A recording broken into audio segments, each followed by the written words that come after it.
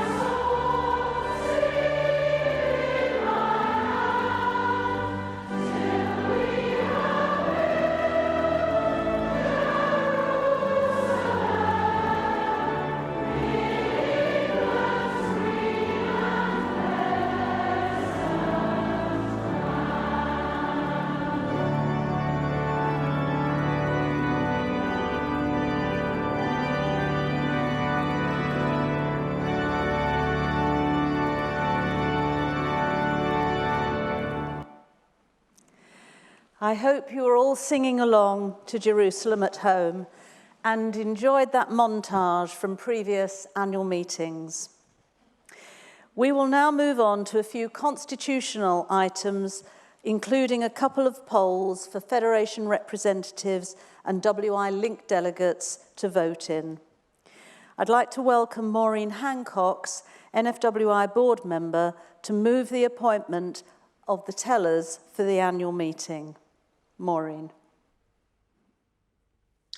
I propose the appointment of production company Higher Frequencies along with Edward Adumeko, NFWI Company Secretary, and Curry McGarvey, NFWI Board Secretary, to act as tellers for the in-meeting electronic polls.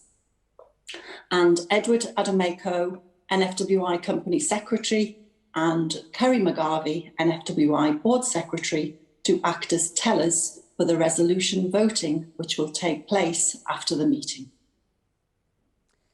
Thank you, Maureen. A poll for this item will now be launched. A user guide was circulated in advance with details on how to access the polls. For Federation reps and WI Link delegates, at the bottom left of your screen, there should be a notification tab flashing red shortly. Please navigate to the poll as quickly as you can to cast your vote, and the poll will be open for 1 minute.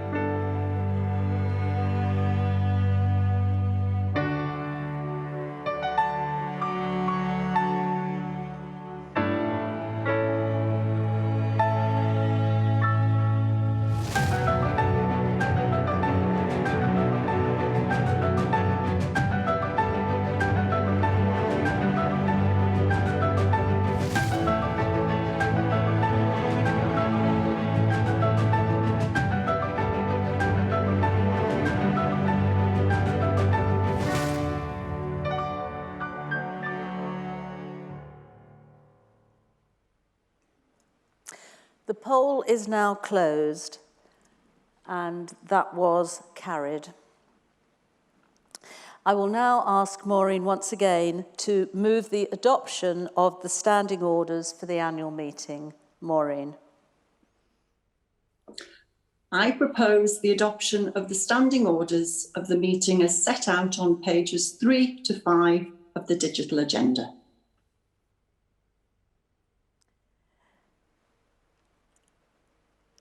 Thank you, Maureen. A poll for this item will now be launched, once again for Federation representatives and WI Link delegates. At the bottom left of the screen, there should be notifications flashing red shortly. Please navigate to the poll to cast your vote, and the poll will be open for 1 minute.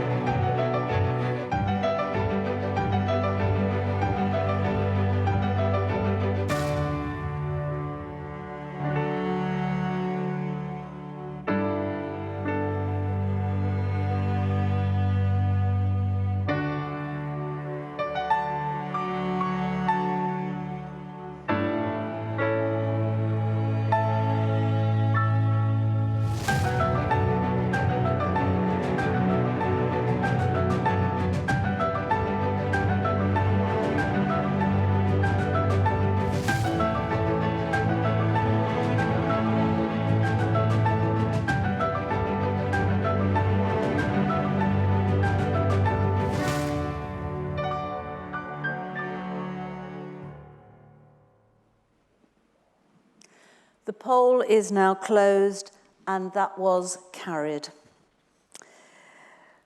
We are pleased that many federations are considering becoming charitable incorporated organisations, or CIOs. However, so far this year, there have been no federations who have made the transition to CIO status. However, you will be aware that last year, when we were unable to meet together formally, we notified you in writing of the federations who had made this change in the previous 12 months. Once again, congratulations to those federations for the hard work they put in 2019 to 2020. And those federations were Devon, Isle of Ely, and West Kent federations.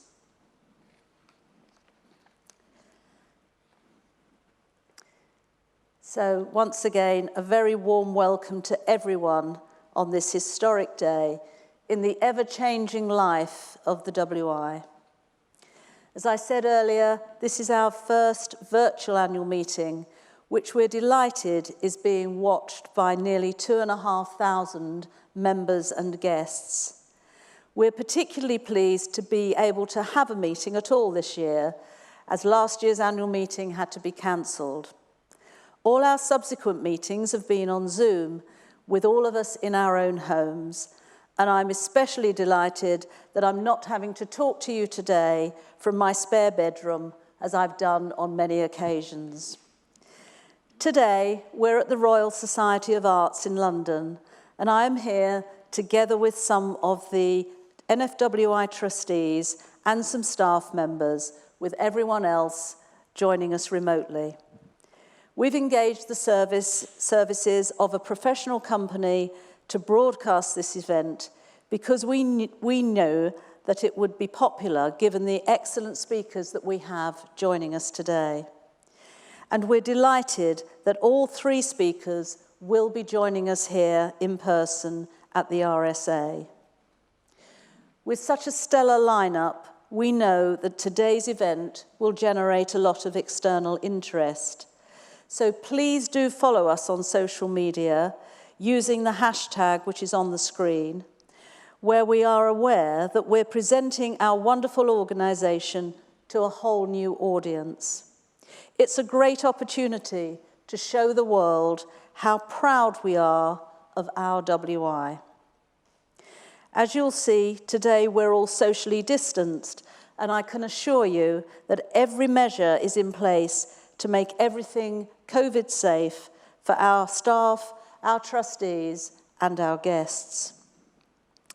I would particularly like to welcome former National Chairman Janice Langley, Ruth Bond, and Faye Mansell, as well as many former NFWI board members who are viewing today, and all our guests and representatives from other organisations who do so much to support the work of the WI.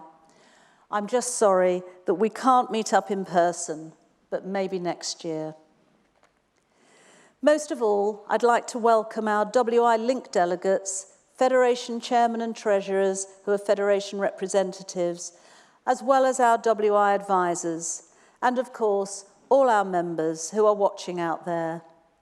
We can't see you, and you can't see each other, which is probably just as well, but we know you're there.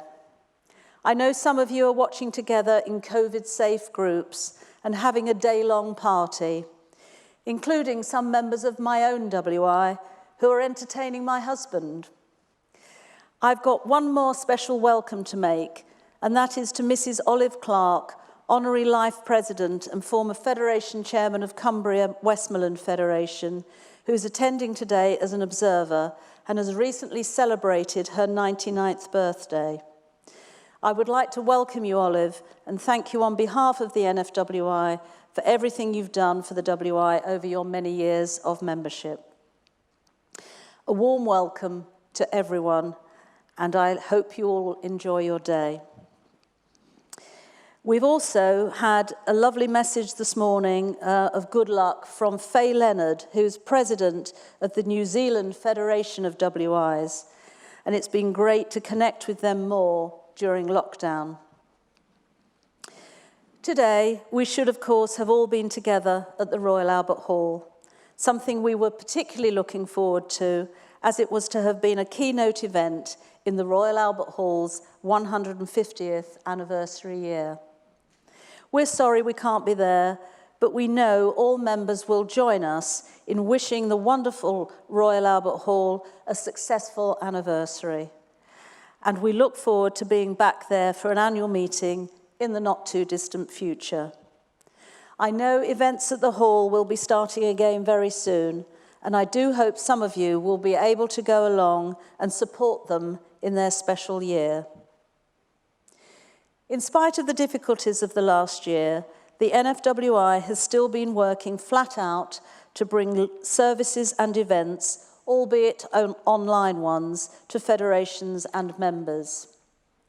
The NFWI staff over all three sites, that is London, the training centre, formerly the unit, and Wales, have all been working from home with all the challenges that brings, but they've done a remarkable job.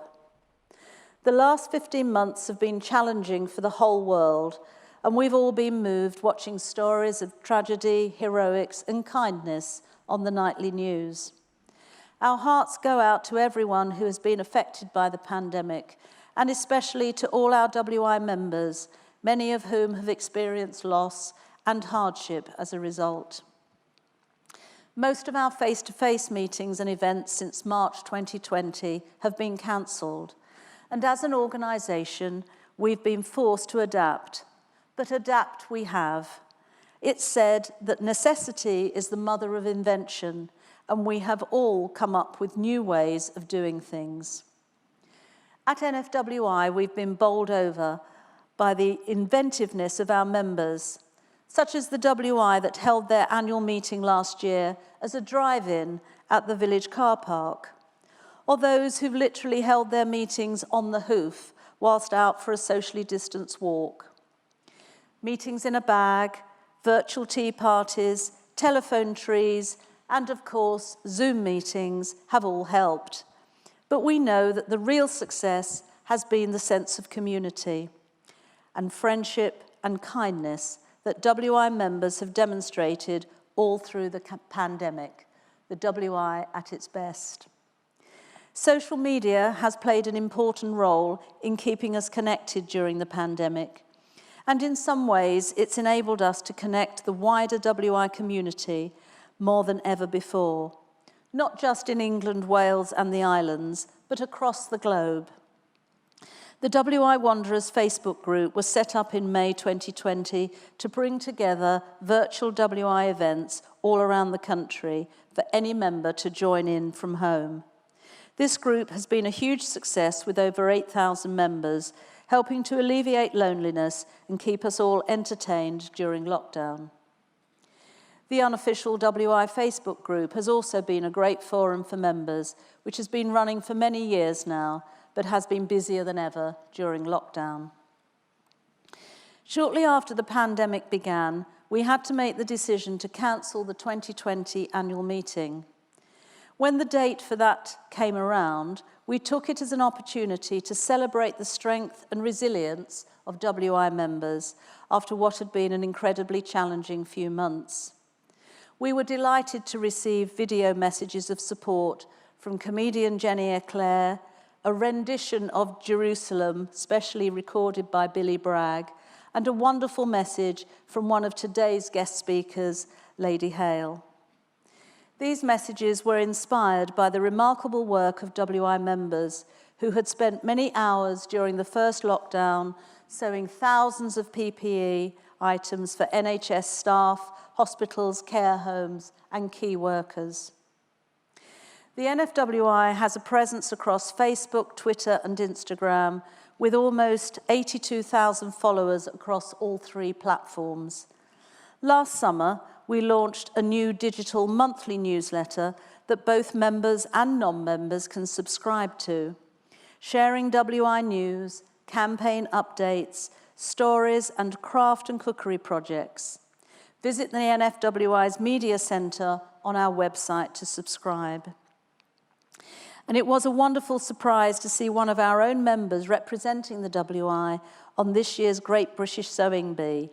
So well done to Balham WI's Vice President Loratu for her incredible work on the show. She did amazingly well and did the WI proud. We especially loved her dress with pockets. In March this year, the UK marked 1 year since the first lockdown, and we wanted to do something to recognise the WI members who have gone above and beyond throughout the pandemic to keep their WIs going and to ensure that no member feels isolated or disconnected. So throughout that month, on social media, we were proud to launch the #ThankYouThursday campaign, where we shared the stories of these amazing members, showcasing their kindness and support to one another through such a testing year. All of the members highlighted were nominated by their own WIs, and we're sure that there are many more inspiring members out there who don't even realise how much of an impact they have made on their WIs and communities during the past year. Despite the challenges of the last year, members have continued to campaign on the issues that matter to women and their communities. And here are just a few of our successes. Around 2,500 people took part in our buses research, and our report was quoted by the Transport Select Committee at a session on the National Bus Strategy. Almost 3,000 people took part in our cervical screening research, and members are now helping us to drive forward local improvements based on our findings. Although we were unable to get together as we usually would this year to celebrate the Climate Coalition's Show the Love campaign, members got involved from their own homes and organised a range of events. Panel discussions and talks with ministers and MPs were held, virtual crafting sessions took place, and business, shop and home windows were decorated with green hearts by WI members. The NFWI hosted an event called Craftivism and Climate Action, the Power of Gentle Protest, again with the Climate Coalition, and also with Sarah Corbett, founder of the Craftivist Collective. And as part of our End Plastic Soup campaign, the NFWI became the secretariat to a new all-party parliamentary group on microplastics. This group is a cross-party group and works to raise awareness of the effect of microplastics on the environment. And we're so proud to have been chosen to take on this role. Most recently, over 200 people attended the WI's webinar, Women in Leadership, Climate Change, Gender Equality, and COVID-19 Recovery. The panel of speakers included Mary Robinson, former President of Ireland, Chair of the Elders, and former UN Special Envoy on Climate Change. What a coup for us to have such a high-powered speaker, just like our speakers today.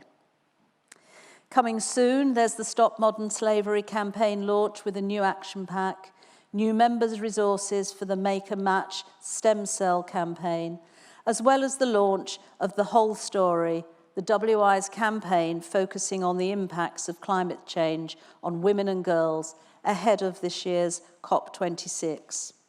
And then there's the 16 days of activism against gender-based violence at the end of the year. This, of course, coincides with the White Ribbon Not in My Name campaign, which has been promoted by NFWI Wales for some years. Recently, this has also been rolled out to English federations, and last November, many members from all over the country joined virtual events hosted by NFWI Wales to hear powerful testimony on the subject. Earlier this year, we encouraged members to take part in a COVID-safe WI Walk with Women to show that the WI stands in solidarity with every woman who feels afraid. As well as their involvement in the annual White Ribbon campaign, NFWI Wales has always been involved in other areas of campaigns based in Wales.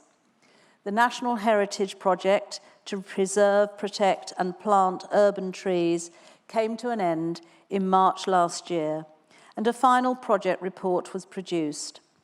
Over 5,000 trees were surveyed and over 6,000 trees planted. In total, members dedicated over 10,000 voluntary hours to the project, a monetary value of £1,984,300. Thank you to all the members who participated and who continue to look after their trees and the environment. One of NFWI Wales's most recent campaigns was on rural broadband and mobile connectivity.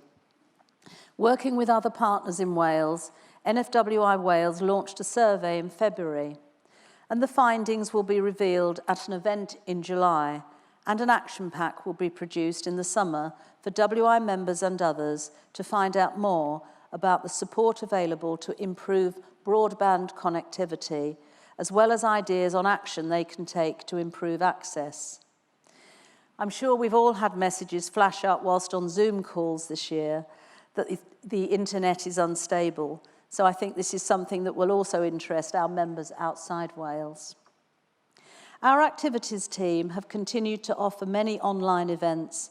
Some of these have been in conjunction with external partners, and we're delighted that these have continued to flourish. Lockdown has given us time to reflect and come together with like-minded organisations with a mutual aim of working together on activities that offer members an opportunity to try something new, be a part of a national project, and be a part of something important or of interest to members. We continue to reach out to these organisations and incorporate discussions into our future plans, ensuring that members have a range of activities to look forward to in the coming months.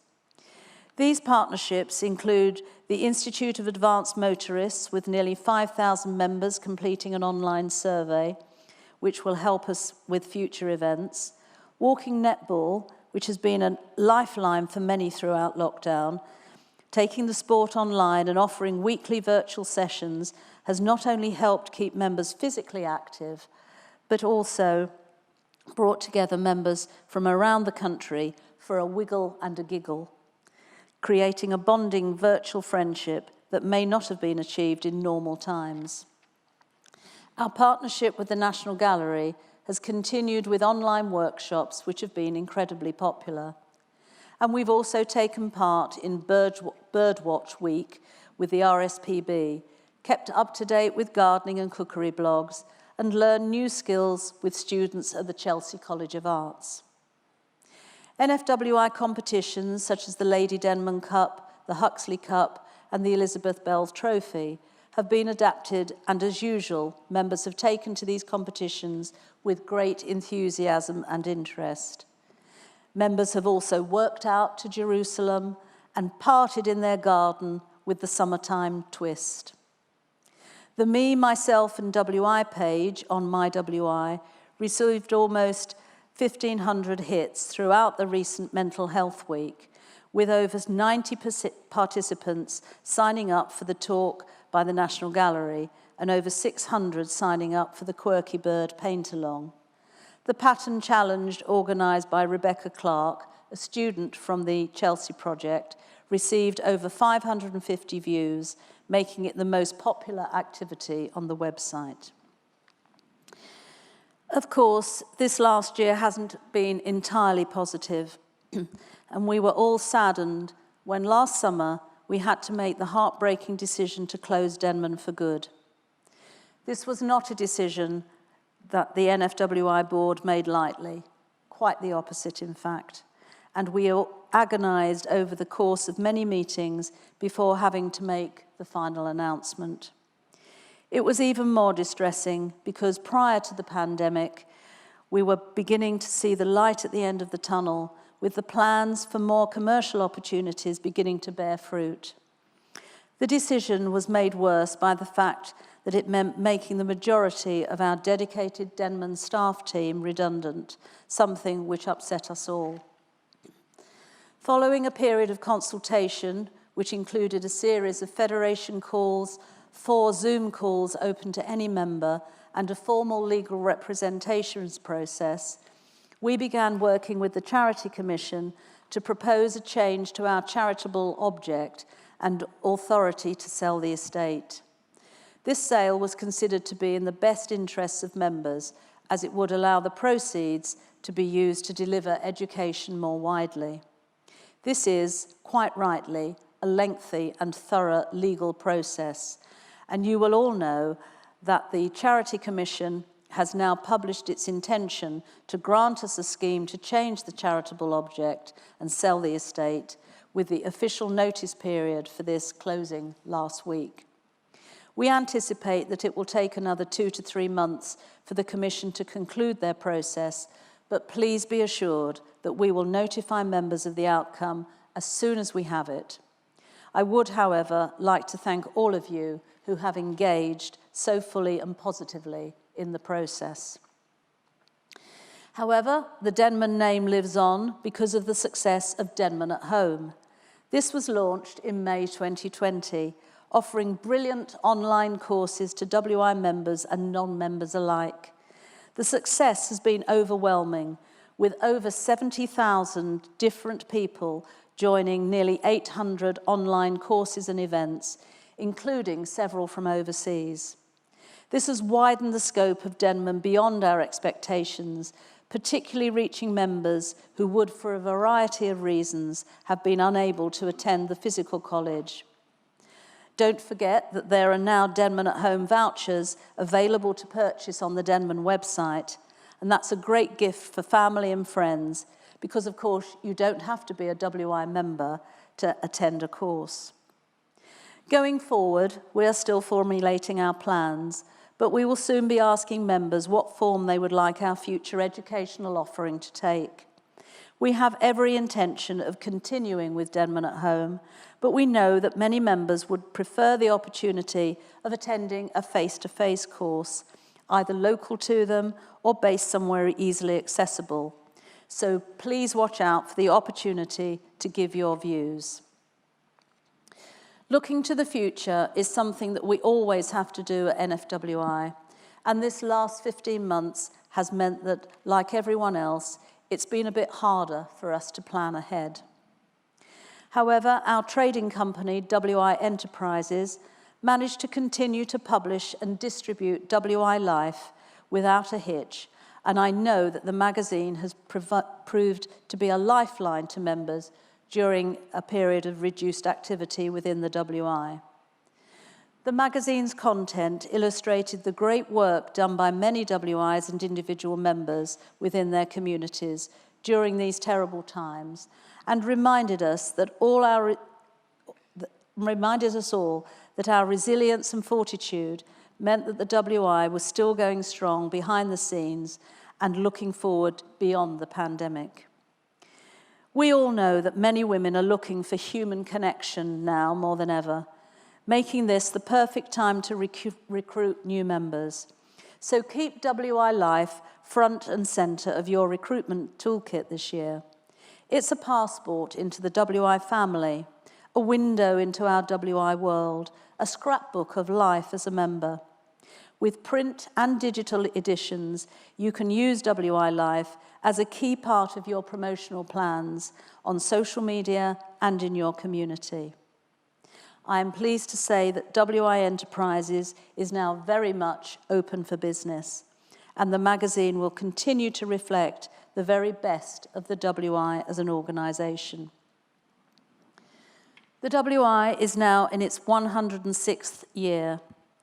As an organisation, we have always had the ability to adapt and thrive in the most difficult times, and this last year is no exception. We have adapted and we will thrive, and this afternoon I'll be telling you more about our strategic vision and how it is already shaping our future. Exciting times are ahead, and I, for one, can't wait.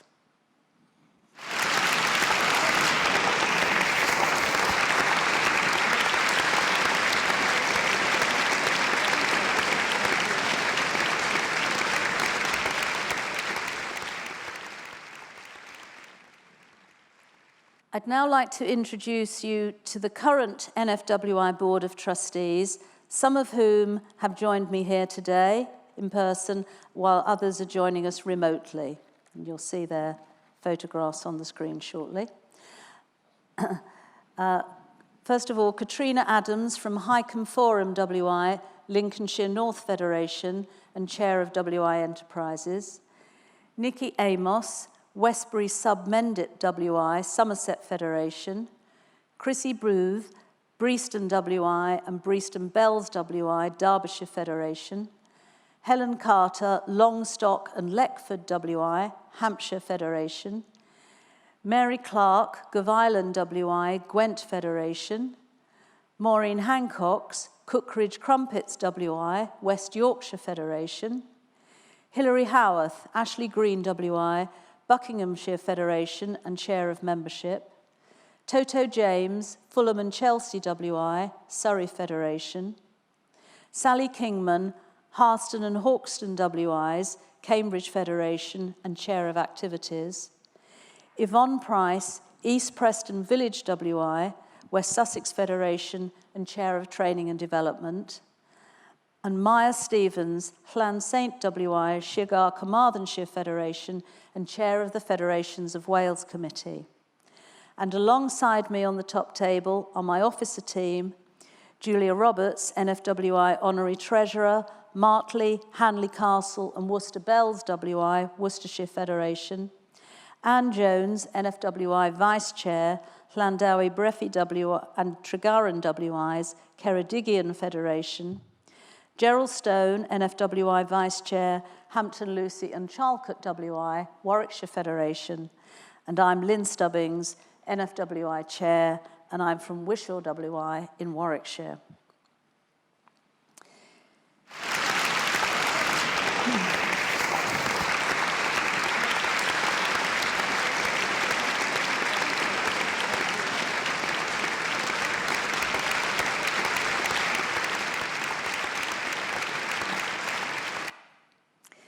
It now gives me very great pleasure to introduce our first speaker of the day, Her Royal Highness, the Countess of Wessex.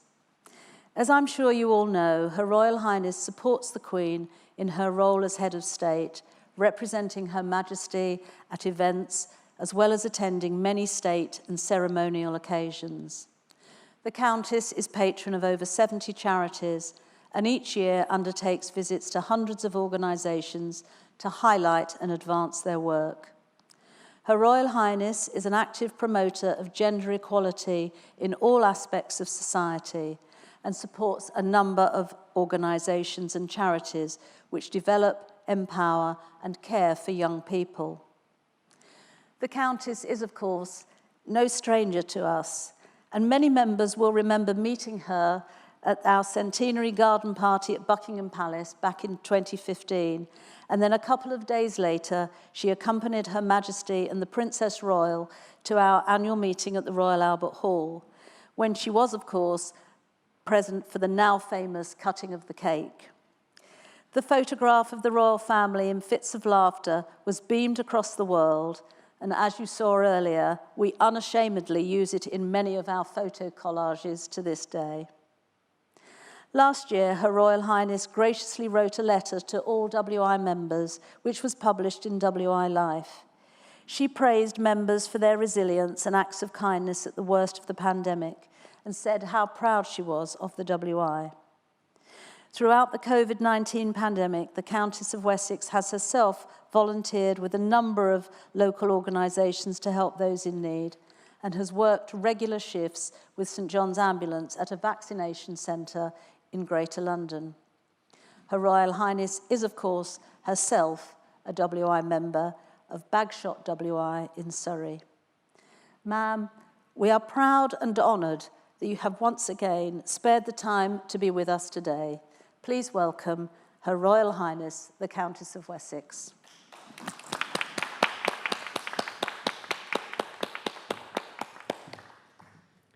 Thank you very much, Lynn, and thank you so much for inviting me to speak to you at your AGM today. It's a really huge honour for me to be here today. I too have very fond memories of that previous AGM when I attended alongside Her Majesty and the Princess Royal. Yes, of course, it is that one with the cake. It was a wonderful celebration of 100 years of the WI, made even more memorable through the hilarity caused by a beautiful creation made especially for the occasion. I genuinely hope that the cake's creator has lived it down, but I do assure her that that moment has been talked about with fondness ever since. But today, as I am amongst women, I would like to begin by telling you a little bit about another important woman in my life, my mother. Her name was Mary. She was an only child, having lost her father to illness when she was just 5. Then also she lost her stepfather when, as a wing commander and senior officer in charge of the troops on a ship bound for India, refuelling in Freetown, Sierra Leone in 1943, he died of a sudden heart attack. She was 11 days short of her 9th birthday. Her mother, my grandmother, sadly but understandably, never got over those tragedies, and as a result struggled to form close relationships with anyone after her terrible experiences. Having been educated at an all-girls convent, where apparently Mummy spent more time on her knees in the chapel doing penance for being naughty than anything else, she then attended a secretarial college in London before beginning her independent working life, surrounded by a wonderful group of friends living in a top-floor flat off Sloane Square, until she met and married my father. Mummy had a very naughty sense of humour and an eye for the ridiculous, and apart from her family, friendship was the most important thing to her. She usually cooked extremely well, but on the odd occasion veered from heaven on a plate to total disaster. The disasters usually related to cakes or puddings, and she always blamed the old cooker she had been saddled with. But when she finally got a new one, the improvement to her baking can only be described as varied. She also had her own Cakegate occasion, when she produced something that she described as a light chocolate fudge cake. But when my father tried to cut into it, he couldn't get the knife to go in.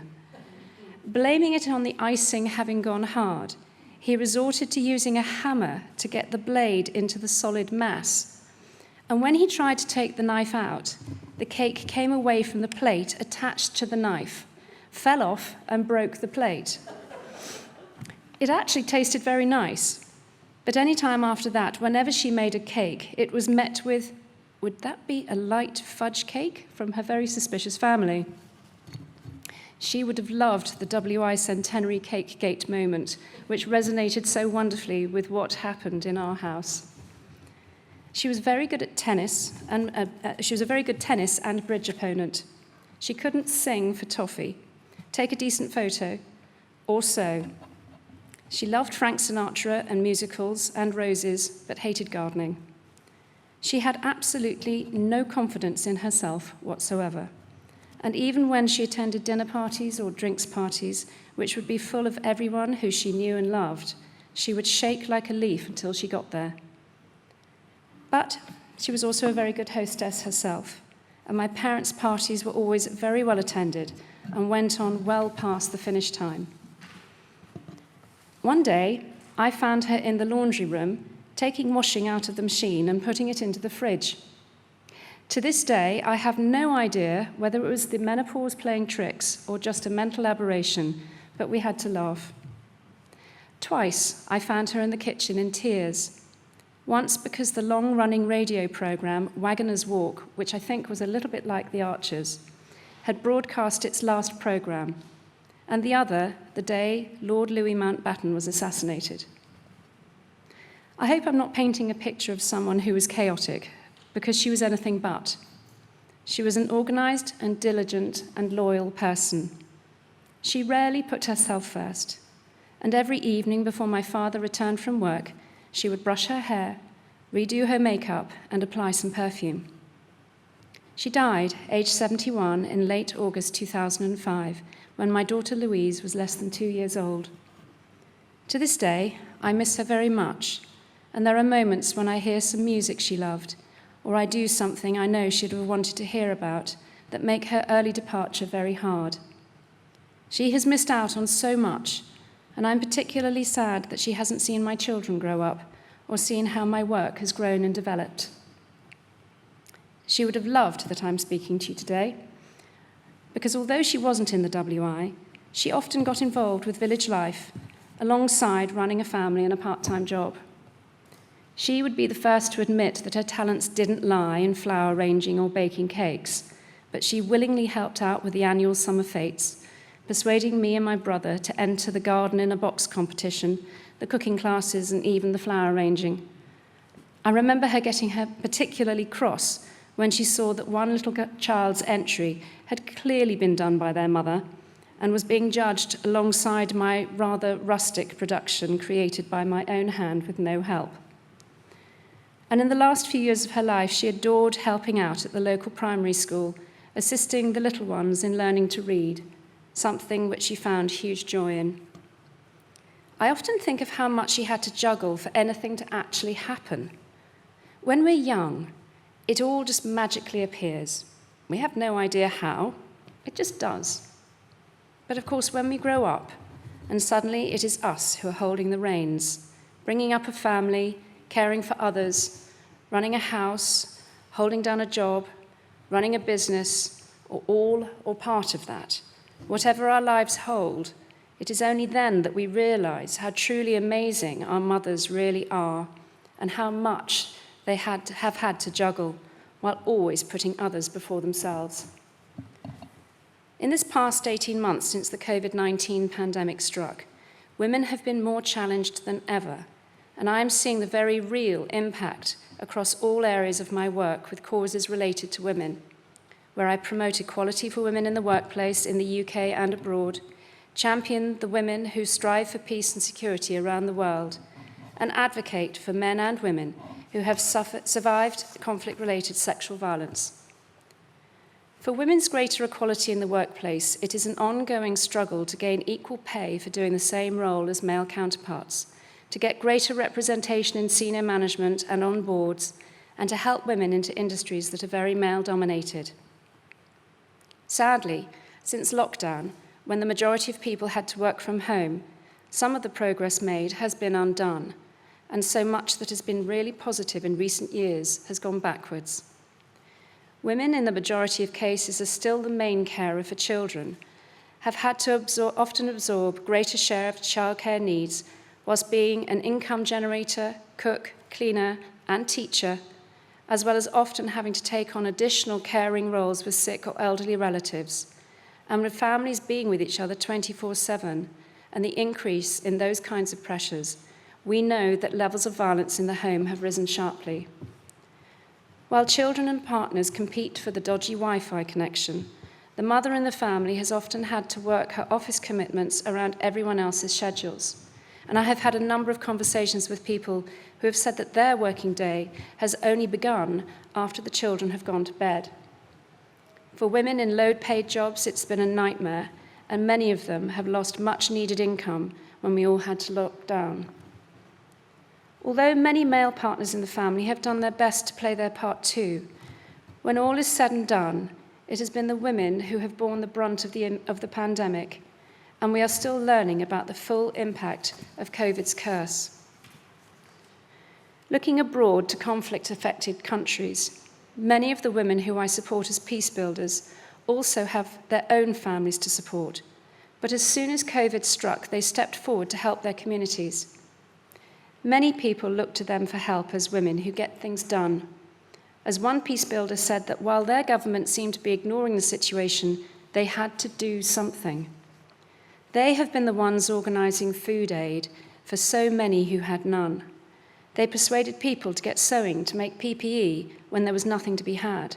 They found medicines and got help to people in desperate need, and they were active in telling people what they should do when public messages and advice were in scant supply. In some ways, the profile of these women as people who are incredibly active and capable has been a positive, and in some circumstances, they have been the go-to person for everything.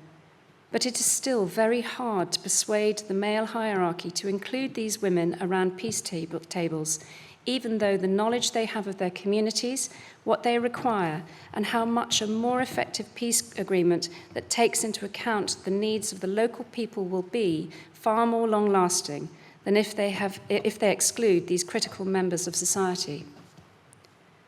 Very sadly, the issue of sexual violence in conflict does not seem to change, and in fact gets worse. Conflict creates the perfect environment for those who want to overpower others, to use rape and torture as weapons to degrade, destroy, and dominate. COVID-19 has meant that it has been harder to get support to those who need it, allowing the perpetrators to continue terrorizing. It has meant that funds have had to be redistributed into other areas and away from helping them. It has also created extra tension in the home, meaning countless victims of rape have gone unreported, and women and men are not only having to live with the physical trauma inflicted on them, but the issue of stigma is very hard to break through.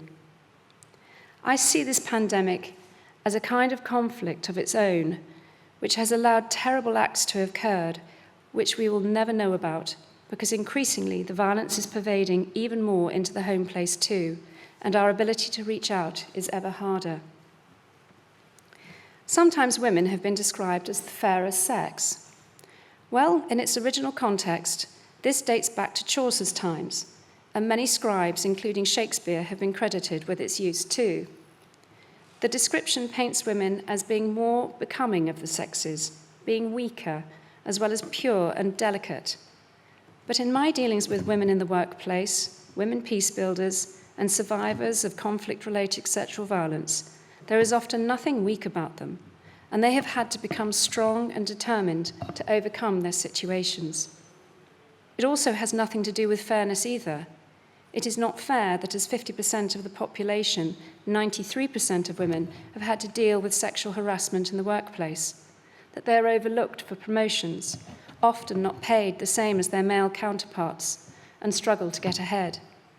It is not fair that the very people who try so hard to keep the peace in their communities are not heard, nor taken into account when peace deals are negotiated, when it is the men who have perpetrated the violence and get to sit around the table and argue what is important to them, while ignoring the people who can do so much to help them find a way forward for the good of all. It is not fair that in the main it is women and girls who are subjected to acts of sexual violence, who cannot seek support or help, have to live with the terrible stigma that tears families apart, often bringing up unwanted children born of rape, and dealing with the awful physical internal trauma that multiple rape creates without the correct and timely medical intervention. No, none of it is fair. But as I've said, women are strong and brave and capable, and the WI is full of such women.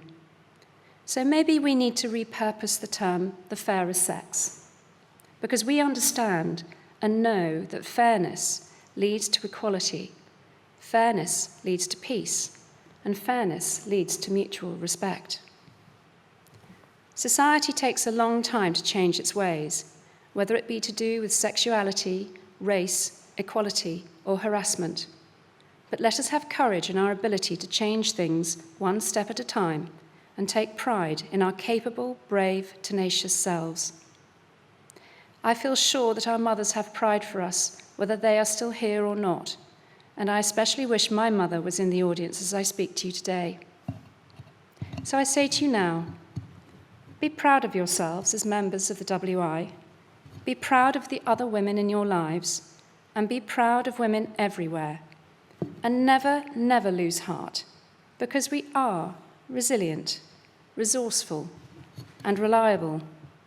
And every day we make a positive difference to the lives of others. Thank you very much.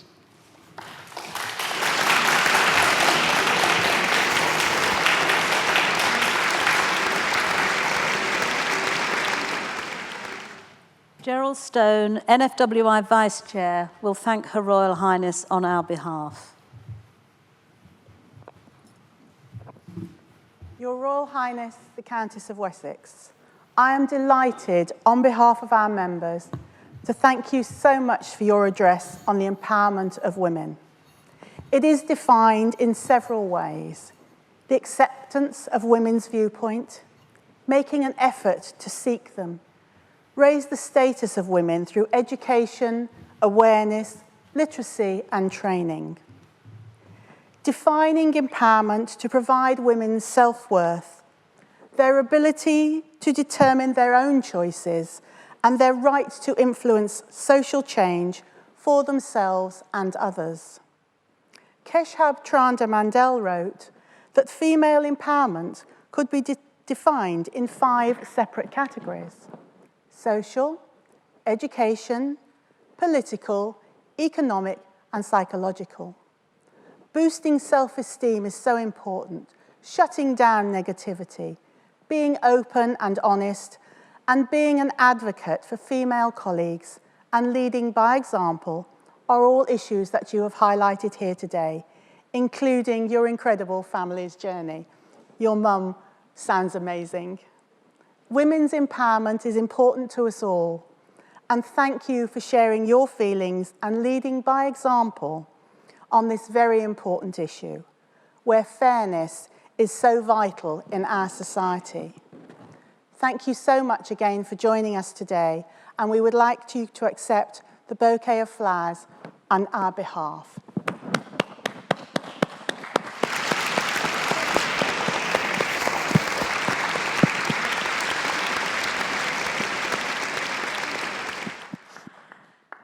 Thank you, Gerald, and thank you again, Your Royal Highness. Now, Her Royal Highness is staying with us for a little bit for the next section. And it is now our pleasure to announce the winners of both the Lady Denman Cup and Huxley Cup competitions held in 2019 and 2020. And Mary Clark, NFWI board member, will introduce the winners. Thank you, Lynn. So to the prizes. The 2019 Lady Denman Cup competition was inspired by science and amazing discoveries. Members were invited to write a piece of science, fact or fiction, describing an historic breakthrough or a future invention as yet unknown, using no more than 500 words.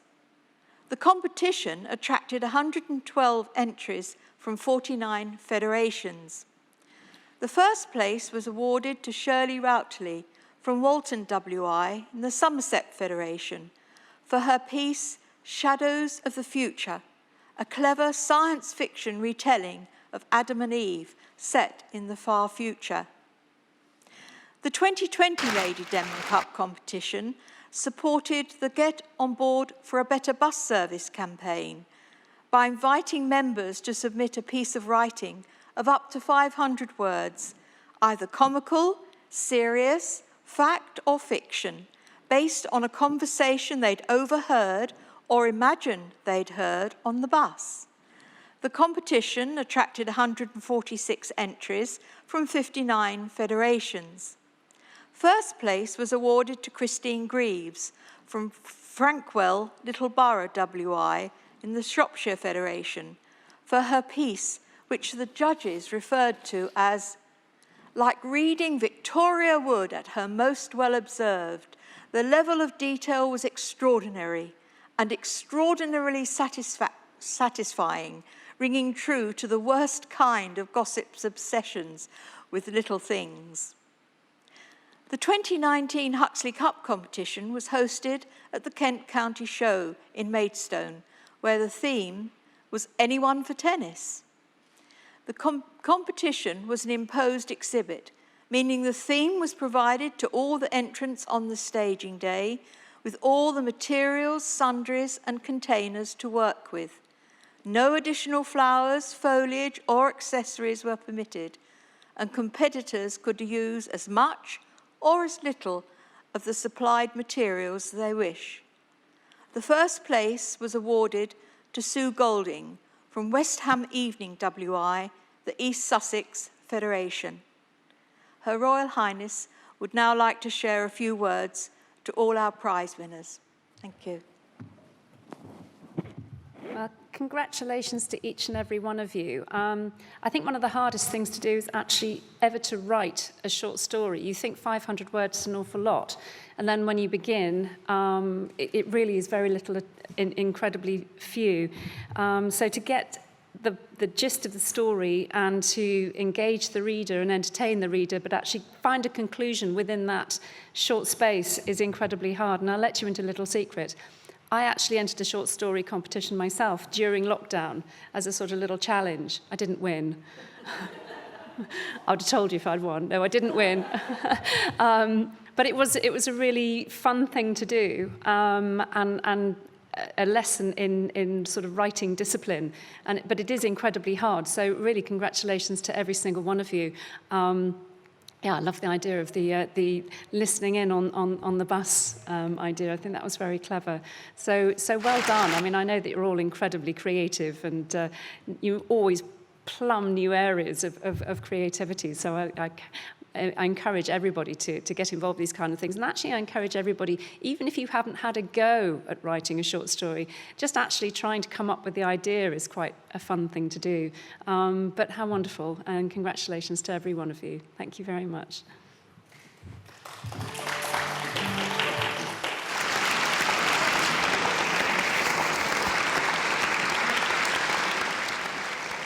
Thank you, Mary, and thank you once again, Your Royal Highness.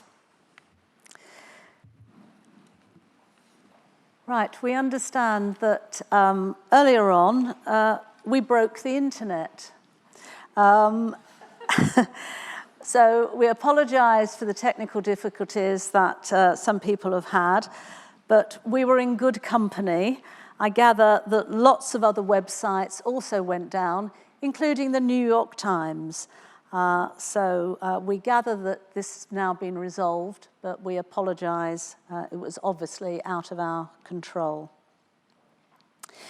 We now come to the financial section of the meeting. Julia Roberts, NFWI Honorary Treasurer, will speak on the accounts for the financial year ending September 2020. The summary of the accounts was printed in the annual review, which was sent to every WI. The full accounts were sent to all federations. Julia. Thank you, Lynn. Good morning and welcome to everyone joining us virtually, we hope, for this year's annual meeting. I'm delighted to be speaking to you to report on our financial results. While we may still be far apart, things seem to be looking up, and I hope that the slow return to normality continues. Our thoughts, however, are with all those who have lost friends and loved ones to the pandemic. But I'll start with a review of the last financial year, which is detailed in the audited accounts for the 12 months ending on the 30th of September 2020. These are consolidated accounts. They cover all three parts of the organisation. That is, the NFWI membership charity, which provides support to the whole of the WI movement, our education-focused charity, the Denman Trust, and our trading subsidiary company, WI Enterprises Limited, which raises funds for the charity from commercial business activities. Intercompany transactions between these businesses have been eliminated from the consolidated accounts. And as Lynn has said, you will find a summary of the audited accounts in the annual review, which has also been sent to every federation and WI. The full Trustees' annual report and accounts are available on the NFWI website, Charity Commission and Companies House websites. You can also request a copy from the NFWI Finance Department. In 2019-20, the total income was £4.867 million, a decrease of 29.85% on the previous year, and total expenditure was £6.533 million, which was 9.97% lower than the previous year. On income, decreases were recorded in income from charitable activities and from other trading activities. There was, however, an increase in investment income and from donations and legacies. And included in the donations was £224,979, which was received by Denman through the government's furlough grant during the year. On expenditure, we've worked hard to reduce expenditure and cut operating costs. And decreases were recorded in charitable activities. Decreases in education spend, decreases in public affairs, that is campaign spend, and decreases in the cost of raising funds. There was, however, an increase in membership and training spend, which was mainly driven by the board decision to spend the designated fund on the new membership department to help promote membership in future and add extra value to the package provided to existing members. Through a detailed review by all committees of their plans of work, we continue to examine how money is spent in different areas to try and ascertain optimum efficiency in every pound spent. During the year of reporting, the board held more meetings than in previous years, and yet trustees' expenses were 55% less than the previous year. It must be stressed that this was largely because of lockdown, but also because of the board's willingness to embrace the new way of working. Over the year, the market value of our investments also went up by £121,000. This is largely outside our control and not represented and not taken into account in the budget. And we must remember that, of course, sometimes investment values may also fall. However, any rise or fall in value is included in our total funds. The £1.666 million deficit of income plus the investment gains of £121,000 resulted in a total decrease in funds at the year end of £1.545 million. At the year end, total funds, I think I should have a slide on total funds, thank you. At the year end, the total funds were £8.922 million. This included tangible assets, that is, land, buildings and equipment, of £2.424 million, investments of £4.173 million, and net current assets, such as stock, cash, debtors and creditors, of £2.325 million. Now, as at the 30th of September, we held reserves of £4.2 million. Reserves being funds the trustees are able to spend freely on the charity's objectives, so not including restricted funds, which can only be spent on specific purposes, or funds tied up in fixed assets or designated funds set aside for future projects. These reserves are held to cover financially challenging situations without destabilising the organisation. It is essential for us to hold reserves to cover fluctuations in income and expenditure, particularly given that we are now expecting to receive most of our membership subscription income in June and July, and have to hold funds in order to cover expenditure until the following year's subscriptions come in. We also need reserves to cover ongoing planned budget deficits, without which subs may have to increase more than £1, and unexpected events, as well as ensuring our financial independence. At the end of the year, free reserves were above the target level set by the trustees. Our long-term reserves policy has been to utilise our reserves and decrease the amount between the free reserves level and free reserves requirement. It should also be noted, though, that most of the reserves are also in the form of investments, so are liable to decrease without warning. The free reserves are expected to be below our target by the end of the current financial year, 2021, because of the impact of the pandemic on the NFWI. Our robust reserves policy over the years has ensured we've been able to weather the storm caused by COVID-19, despite a large loss in income. We have been able to take the deficit from the past year out of our reserves, and the same is likely to be the case in this financial year. This also means we're able to absorb the loss of income without having to pass the cost on to members. Now, those are headline figures. Regarding the different parts of the organisation, the trustees have different financial objectives for each, and I'd like to look now at the financial performance of each business area. So starting with the NFWI membership charity, not including Denman or WI Enterprises, our financial objective is not to make a surplus, but to balance income and expenditure, maintaining and enhancing services to the whole organisation. So total income was 2.802 million and expenditure was 3.288 million, giving a deficit of 486,000 before investment gains. The investment gains were 105,000, and overall this resulted in a net decrease in funds of £381,000.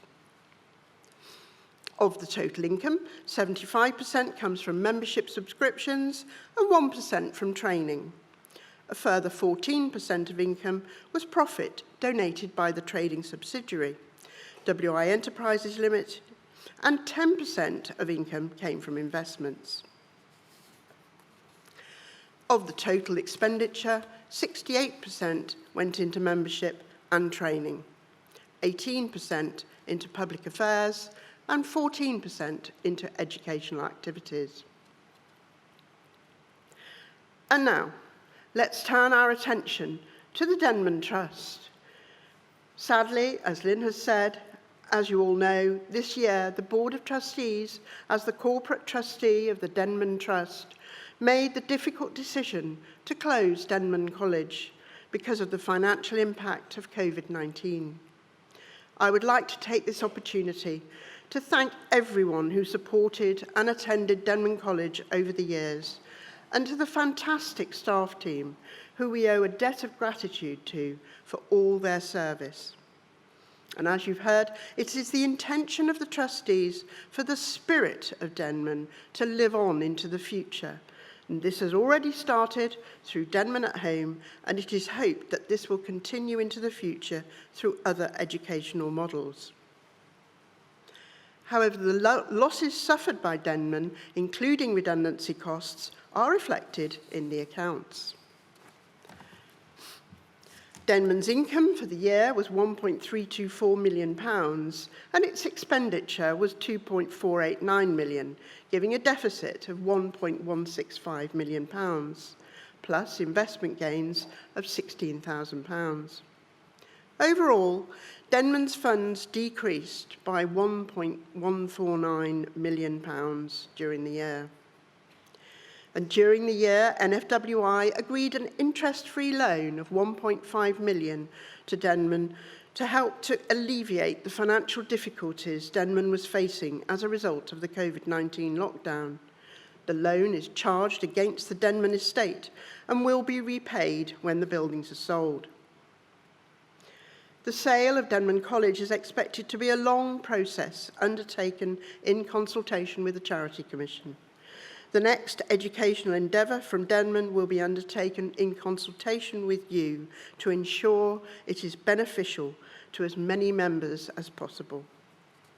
And Denman at Home has proved to be an immensely popular initiative, and we are so excited that so many members have been a part of it. And last but not least, we come to our trading subsidiary, WI Enterprises Limited. Our objective is for WIE to make profits from trading activities and donate these to the parent charity. Activities include publishing and distributing WI Life, advertising, sales, commissions, and retail sales of diaries and gifts. WIE's income for the year was £2.530 million, including the payment from the NFWI from producing and distributing WI Life magazine. Costs were £2.138 million, and the total profit for the year was £392,000. The profit, however, was around 47% lower than the previous year. The main reasons with decreased revenue were due to a loss in advertising income due to the economic downturn and the closure of the NFWI online shop for a part of the year, both, of course, due to COVID and the resulting periods of lockdown. So due to this large drop in income, WIE has found it appropriate to re-evaluate the ways in which it can diversify its income. This is why, going forward, the board agreed that 10% of WIE's total profit will be allocated to research and development, so we can continue to expand the continuing and exciting selection of products on offer and explore new partnerships. Though I'd like to briefly mention a few topics I'm sure are of interest to us all. I think we don't have a slide for this. Which is gift aid, membership subscriptions, and legacies.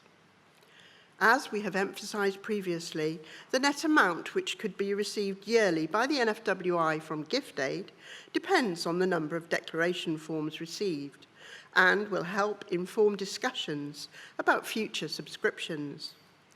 As it can be claimed for the previous 4 years, we're hoping to do so in 2022.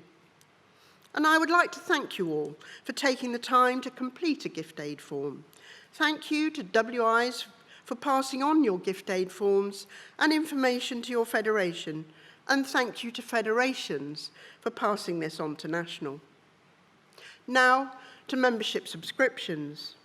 The vast majority of the income the NFWI receives continues to be from membership subscriptions, and the trustees will continue to ensure it remains good value for money.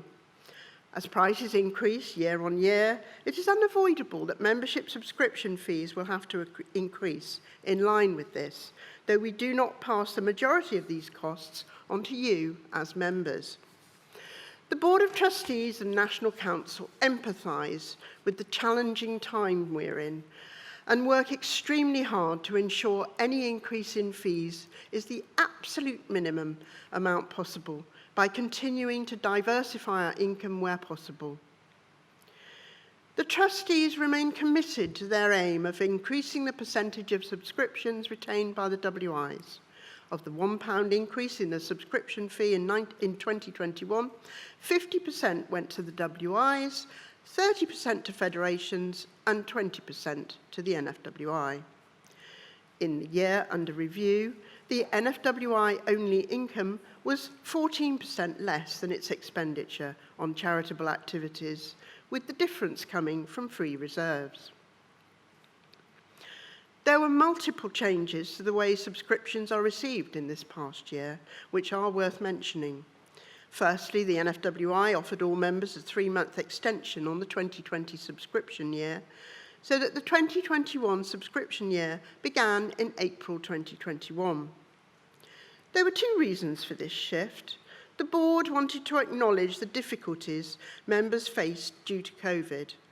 Additionally, we've had feedback over the years that collecting subscriptions in January can be financially difficult for some in the post-Christmas period.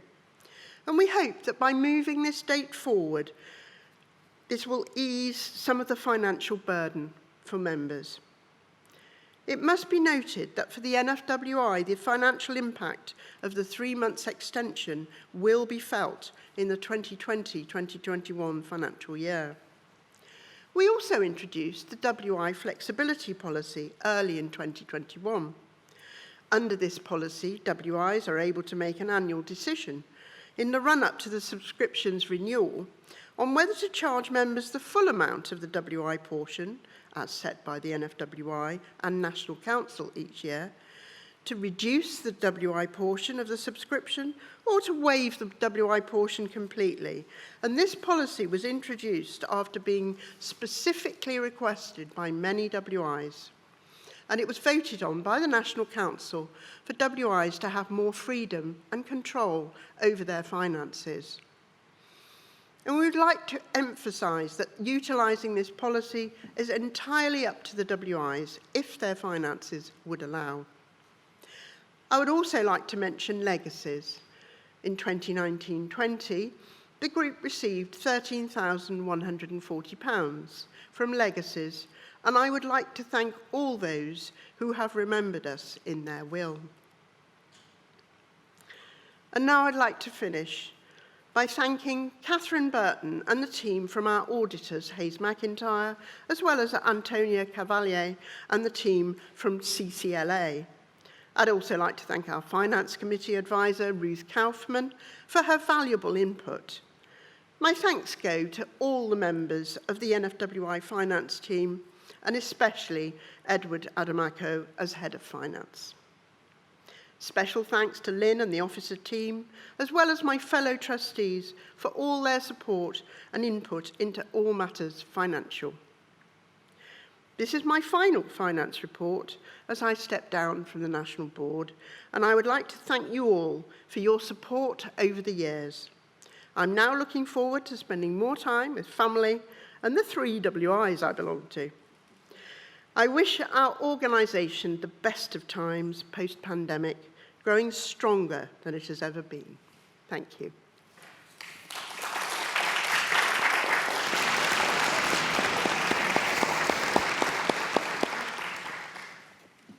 Thank you, Julia, and I'll be thanking Julia more fully for her work as Honorary Treasurer later this afternoon.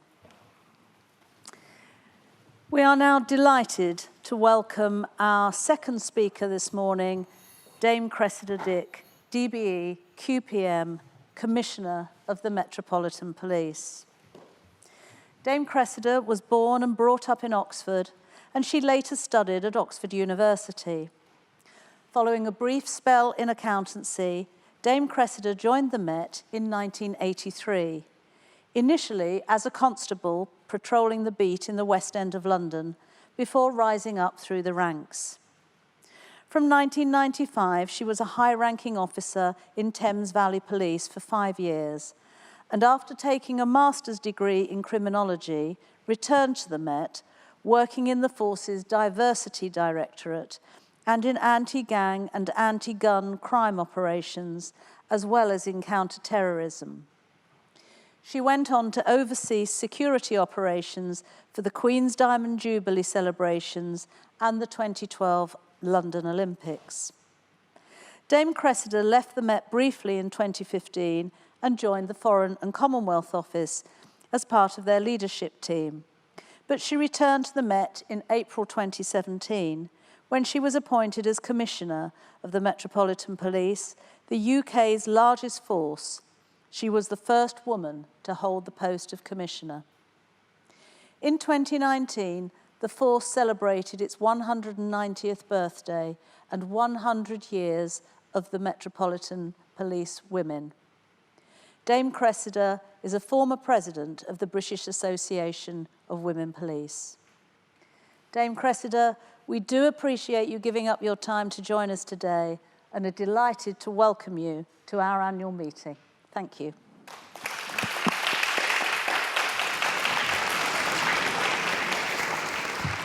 Well, thank you very much indeed, Lynn, and thank you everybody. It's a real honour to be here with you. And you may know, some of you, that I was due to join you last year in 2020. I was very excited about that. But alas, as with so many other things, COVID had other plans for us. It is good to be here. It's good to be in a room with some of you. I wish more of you could have been enjoying a day out in London, which is looking beautiful, as it is, I know, right across the country, wherever you are today. But I feel very honoured to be asked to speak here. I grew up with the WI. Many of my friends have benefited hugely from the WI, and I couldn't be more pleased to be speaking with you. As you mentioned, Lynn, we celebrated 100 years of women in the Met. I know you've recently had an important centenary, and I think we do have some things in common. Those centenaries, they demonstrate the importance of the female voice. We know the good in our organisations that can be achieved by common endeavour. And if the past very challenging year has taught us anything, I think it is the importance of common endeavour, something you really stand for, working together, looking after each other, whether that's in our families, in our communities, supporting the most vulnerable, helping our friends. And when I look back, I'm sure some of my colleagues think I was there 100 years ago, but I wasn't. But when I look back 100 years, I know that both the Met and the WI looked very, very different. Of course they did. And we've grown from those foundations. And I've noticed that throughout your time, your resolutions, your campaigns, you've really covered some issues of great importance. Preventing loneliness, improving mental health, obviously pivotal issues during the pandemic, focusing on ending modern slavery, the threat of domestic abuse, two issues I'm going to talk about this morning. And I was really pleased to see on your website some of the support options that you have very well signposted to people, should they, for example, be suffering from domestic abuse. You've never shied away from some of the unfashionable causes, some of the causes that really do matter for all of us, for our communities. And I want to thank you for that. And as members, you do what you can to improve our society. And I think, again, that way of being is something that resonates hugely with my colleagues who've chosen a life or a career in policing. So today what I thought I would do is talk a little bit about what we're doing about a subject which I imagine is close to all of your hearts and all of your families' hearts. What are we doing to keep women and girls safe? I am fully aware that recent events, tragically, here in this country, in this city, have heightened people's concerns, and women's concerns in particular, about violence. And everyone at my police service, the Met, absolutely shares that concern. So I want to tell you a little bit about some of the things that we have been doing and are doing to make our streets safer, to tackle domestic abuse, the plans we have for our sort of immediate action and longer-term change, some ideas about longer-term change that will help protect women and girls. But I also want to talk to you about how you might be able to help, never waste an opportunity, and hopefully bust some myths about policing and what working in the police feels like and is like. I've said many, many times that I think we do have the best police service in the world. Not perfect, but I really do I really do believe that, and I get to speak to colleagues around the world and travel sometimes as well. The men and women, the women and men of the Met and of the UK police services join the job to help people. If, on passing out parades, I ask them, why are you doing this? Again and again, I just want to help people. I want to support people. I want to protect the vulnerable in society from the strong. I want to help people. They are, my frontline people are very, very resilient. They step up when others would run away. They face all sorts of challenges. Across London, we have dealt, as across the country, with difficult, unplanned tasks in the last year in relation to the response to COVID, in relation to some tricky protests. We've also, of course, as we always do, responded to some more joyous events, less in 2020, of course, but we policed, as you heard, the Olympics, the Notting Hill Carnival every year, state visits, all sorts of ceremonial occasions, enormous numbers of cultural events. Whatever the challenge, I find my people step forward with positivity and flexibility. And there is an old saying, which I thoroughly believe in. It is about our British policing model, and it goes thus: the police are the public, and the public are the police. I'm standing here in fancy dress. I am a citizen who happens to have some extra powers and wear a uniform, and you all have a role in keeping us all safe. You all have a role in assisting the authorities and the police. And this is as true today as it was when Robert Peel founded the first formal police service here in London 200 years ago. And this police are the public, public are the police is one reason, just one reason why I believe it's so important to have really good representation of women in our service. And I pay tribute to the pioneers who joined in 1918, 1920. I've read a lot of the history. Many of our then male colleagues thought this was nothing but a foolish experiment, would soon stop. There was an official sort of what would now be called a PR item from Scotland Yard, where my office is, saying after the war, when women had, of course, helped out in all sorts of roles, well, we won't have women in the police for at least 50 years. And the man whose job it was, I think I'm right in saying, to inspect us, said, it was either him or the commissioner of the day, the person in my role, said, "I don't want a police force full of vinegary old spinsters." Anyway, they were all wrong, and the women joined, and thank goodness for that. And I pay tribute to those pioneers. And of course, today, there are thousands of women and men. As we speak, there are hundreds and hundreds of thousands across London working hard, trying to prevent crime, protect people, bring people to justice. And I suspect that, if not in this room, then out there, beyond the camera, there are people who either are police people, or you have one in your family, or you have one as a neighbour or a friend. And so if you are a police person, or you love and support one, my opportunity to thank you very much.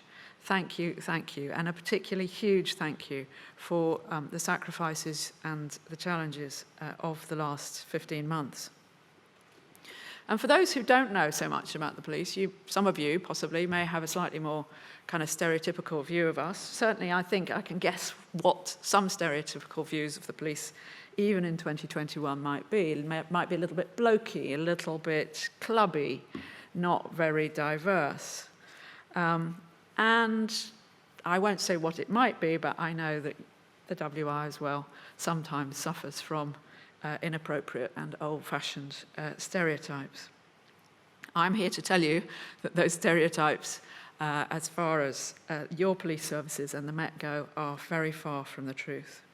We are seeing an ever-growing number of women as officers and staff right across the country.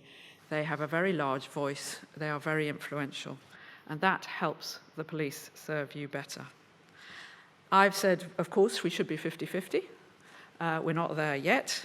We're some way off. Overall, in the service as a whole, in the Met, we are just about 35% women and of our police officers, just under, I regret to say, 30%. But we're powering up as I speak and definitely moving in the right direction. Of course, there are so many different roles in policing. Many of you will be aware of that. Well over 50% of our police staff, that's the non-sworn roles, like being a custody nurse or being the first point of contact in emergency calls, dispatching officers, intelligence officers, forensic scientists, a raft of different things. Over 50% of the people in those roles are women. Our police and community support officers, who you will see in local neighbourhoods, we've got about 500 women there. We have 500 women special constables with all the powers of a constable, working, many of them, very full-time, particularly in the last 15 months. Huge numbers of them work for us pretty much full-time, or when I seconded people to London Ambulance Service, many special constables did that. They do it for free. They're wonderful, wonderful volunteers. We've got more than 500 of them. I could go on.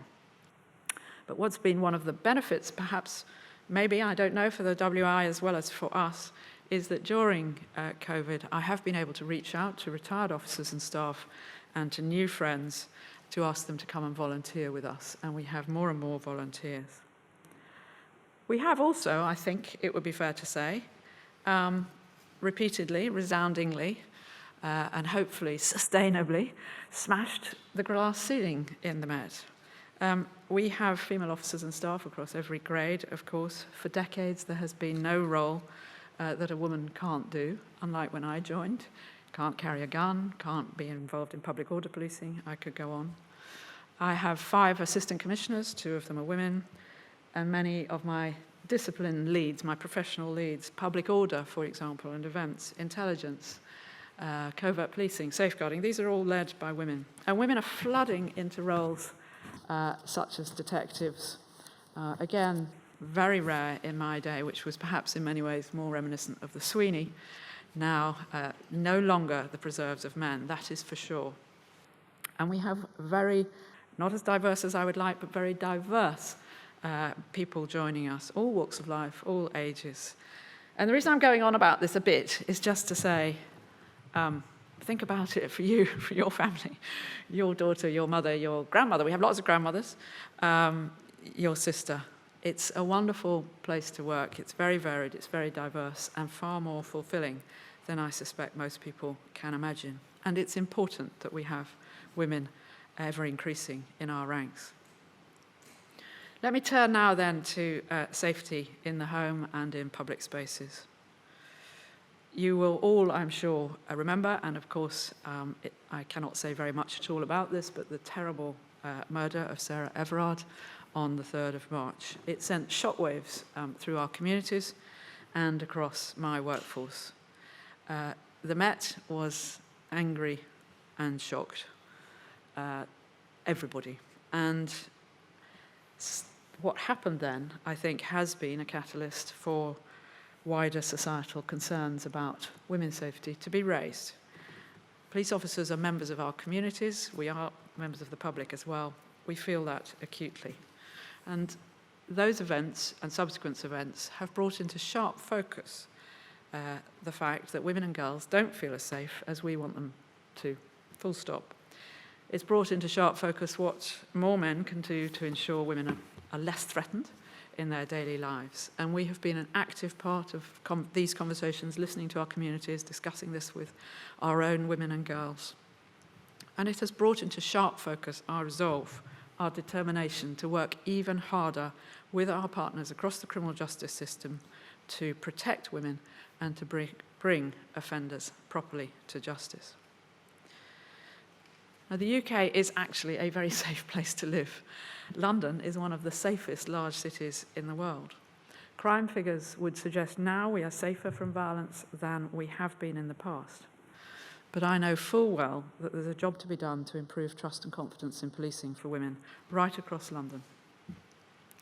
I think we all want, our public spaces to be open for everyone, for us all to feel safe in them. So this needs to be a priority for everybody, not just for the police, but it absolutely needs to be a priority for us. We do need better street environments. We do need street lighting in some places we don't currently have them. We are working really closely with the hospitality sector and people involved in the nighttime economy to build greater protection of women into their business models. We need local people to feel a sense of ownership, of care, of alertness about their parks, about their paths and streets. We need them to report their concerns and feel confident to do so, to wardens, to local authorities, to us, to the police. And here in London, the Mayor, the Deputy Mayor, the Home Secretary and I regularly talk about how we can help women to be and to feel safer in London. It's a big priority for all of us. And throughout my commissionership, reducing violent crime has been my #1 priority, and that of course includes violence against women. I'm pleased that the Met is growing, and as are police services around the country. We're increasing the number of officers, putting them on the streets, thanks to both government funding and, in our case, support from the Mayor of London. We are focusing those extra officers on our town centres, on transport hubs, on busy high streets, places where people feel fearful. We've got, over the next year, another 650 new officers being deployed on foot into those areas, increasing confidence, increasing visibility, reducing crime. As the lockdown restrictions have eased, we have been out there. We've been in those, what we know, sadly, to be key robbery hotspots, targeting offenders and providing, wherever we can, a reassuring presence for everybody, but of course, including for women. We've stepped up our patrols of open spaces around the transport hubs, on public transport right across London. And as the nighttime economy opens up, the Met is out there too. The Met in uniform, the Met covertly, the Met through its volunteers, an increased police presence. And today, I'm pleased to tell you about a scheme that we are running just new, just sort of piloting, called Walk and Talk. This is currently happening in Clapham in South London. We have female officers, women officers from our neighbourhood police teams. They know the area really well, and they're buddying up with women, members of the public, on street patrols. So the officers themselves have developed this, and it's part of their proactive, front-footed response to local women's concerns. Of course, these have been heightened latterly. It provides the local women the opportunity to talk as they go around explaining and showing and thinking about the environment that they are living and spending their lives in, to show a police officer what it makes them feel like, what they think could be improved. We are really eager to learn from the public in all kinds of different ways about their concerns, your concerns, and how we or others can improve safety. So that's just a few examples from the public space. I'd like to talk now about the home environment. And as you all know, I'm sure, the sad truth is that far too many women suffer abuse or harm in the place they should feel safest, at home. For many of them, their abuser is not just known to them, it is their partner. And statistically, women and girls, it may not feel like this to all, of course, but women and girls are more at risk in the home. Not in every home, but when you look at the whole data set, they're more at risk in the home than they are in public spaces from violence. So here in London, we're a big city, don't forget that. I don't want to scare you to death, but it's 9 million of us, roughly speaking. On average, we in the Met receive about 350 calls a day relating to domestic abuse. We record about 250, 260 crimes a day, of which about a quarter have resulted in injury.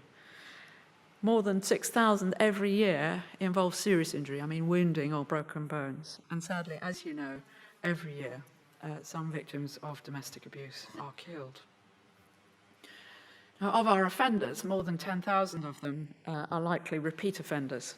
And we know that many of the offenders don't just offend in the home, they will be violent on the streets as well. And perhaps almost most tragically, children very frequently witness these terrible instances. We know that's very traumatic. It's very likely to affect their own health and life chances in so many different ways. And of course, for some of them, there is an inextricable link between the violence they witnessed when young and the violence they perpetrate when they are older. But I do think, despite this sad reality, we are making progress in this country in increasing our ability to tackle this. Police across the country now have much better training. We're rolling out yet more training, actually, next week in the Met for all our frontline officers. We have better tools at our disposal to help people who want assistance, to help people who may feel trapped, to help people who are too scared even to ask for help. You may know that the recent domestic abuse bill has become an act, and it will explicitly recognise children as victims of domestic abuse if they see, hear, or otherwise experience its effects. The Met has been, to some extent, a trailblazer in this kind of response, making sure that those affected children get the support they need from children's services, other agencies, and, of course, informing their schools. Today, I can tell you also, as of, I think, this evening, we will be showing on our social media sites 3 short videos about the unseen effects of domestic abuse on children. We use these kinds of videos and sort of creative short graphics to raise awareness, in this case, highlighting the hidden trauma experienced by children caught up in a difficult home life. And hopefully this will, ask those who watch the videos to think, to consider if we know a child affected like this, and if so, what we can do about it. Could be the child of a neighbour, a family member. On some sad occasions, these children will need a big part of the community to help them. We now have access to domestic violence protection notices. Now, these are civil orders that allow the police, if you like, to be the bad guy rather than the victim. So we can use these to break the cycle of abuse where a woman is too scared to seek help or refuses to support a prosecution. They're a vital tool. They keep the victim free from blame and therefore safer from reprisals. They force conditions on the perpetrator to stay away from the victim for initially 48 hours and then up to 28 days, assuming a court order is issued. And if they don't comply, they go to jail. The orders allow the victim to stay in their home without needing to go to a refuge. Great places, refuges, but of course going there can be very distressing, can be very destabilising for the children. The orders allow our officers longer to engage with the victim without the abuser being in the home. The orders allow social services a period of time to work with the family without the intervention of the abuser. The orders essentially give the victim breathing space. So whether the abuse is physical, financial, emotional, controlling, coercive, the orders and our dedicated officers are there to help safeguard victims and to prove offences. And I regularly get letters from victims of domestic abuse, women who talk about the way in which the compassion and the professionalism shown by police people has led them to feel encouraged to make a change in their lives. And I want to just give you a couple of quick examples. So this one is about a repeat perpetrator who used violence and threat of violence to keep control over his wife. I'll call her Jenny, her movements and her behaviour. She had been abused for 11 years, but would never support police action. So we were repeatedly being called, but she didn't want any further police action.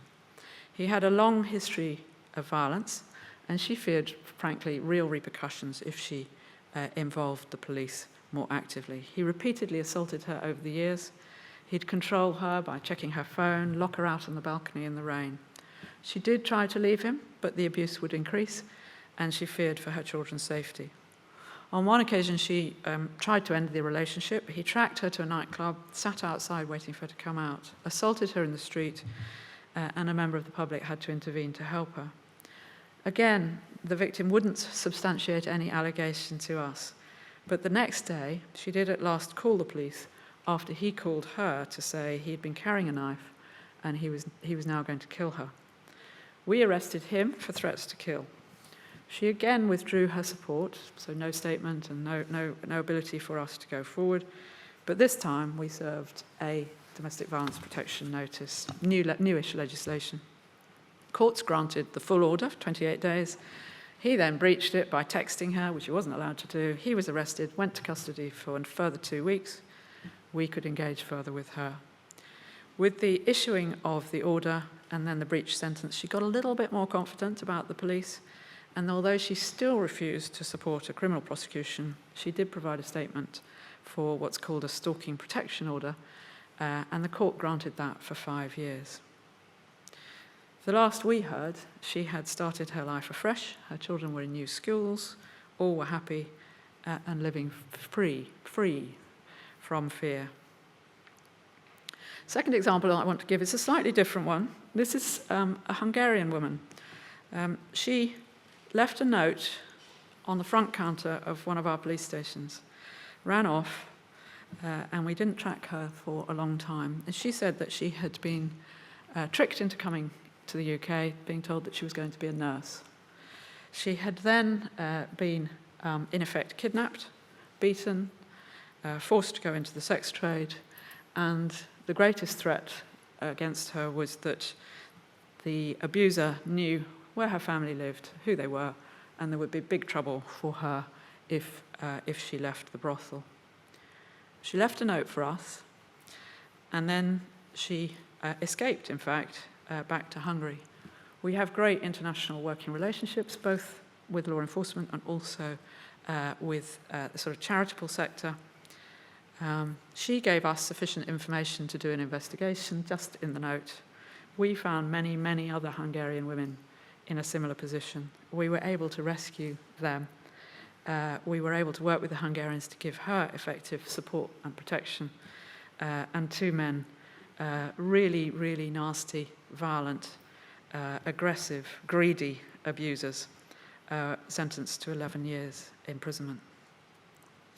So there are so many examples where even when somebody feels in a helpless situation or a hopeless situation, we may, one small thing can change, and we may very well be able to help, even if just the police find out about it. And I don't want to forget our men in this at all, because in all the domestic sort of incidents we go to, about 1/4 of our victims are in fact men, quite a high proportion. I do think that our approach has come on exponentially. I remember how it was when I joined, when I was walking the streets of Soho. It was perceived as less important work. Give it to the woman officer, if you could find one, there weren't many, to do. Now it's front and centre of all our plans up and down the country, and focus, real knowledge, awareness and focus from the neighbourhoods up to, my level, on to those who hold us to account, the Mayor, the Home Secretary. Well-informed, empathetic officers, highly trained, very well supported by domestic violence advocates who do a fantastic job in support of victims. We've recently, last sort of November, launched our new predatory offender units, and these are based on every, what we call basic command unit. Since November, they've arrested nearly 1,000 suspects. These are extra officers over and above the ones who are investigating reactively, normally the domestic crimes that we come across. So they've arrested over 1,000 people, just about 1,000 people. 2/3 were for domestic abuse. These are really nasty, repeat offenders who get away with it often again and again because they are so threatening. We've often been able to charge them with other offences. We'll go after them to see what other criminality they are committing in order to protect a victim who isn't in a position to assist us. Maybe we can get them locked up for something else. That gives the victim a little bit of breathing space. You can see I'm quite passionate on this subject. I could go on. I will run out of time. But just to sort of emphasise, we are serious about bringing offenders to justice. It's not always what people need or want. We must improve together with others even further the way we do that. We're really serious about using the civil orders in all their manifestations to their best effect. We're serious about our investment in training. We're a serious employer. We recognise that we must be and are intolerant of violence against women and girls. I have 44,000 people working in the Met. Sadly, some of them are abused at home, for example, and sadly, on occasion, I have abandoned. We are intolerant, and we set ourselves high standards in how we work to identify and tackle and prevent any such behaviours. And we also seek to influence other organisations. For example, when we award contracts, we will look to see that these are responsible organisations that have good policies. And when we are talking to people who are running licensed premises about their licence, we are looking for what they are doing to protect women from violence and how they are running a safe premises. So, I suppose what you've heard from me is I do believe that we're very much better than we were. I recognise that we are not perfect, nor are the other agencies. There's more to do. There's more for all of us to do in society. At the Met, we're listening, we're engaging. We want to hear from a range of voices, including, for example, the NFWI. We don't assume we have the best path to reach out to women and girls who have concerns about, their life in our capital city. And we will continue to converse in schools, on the street, in premises, and through a whole variety of different fora. Just last week, we had a sort of focused day of action.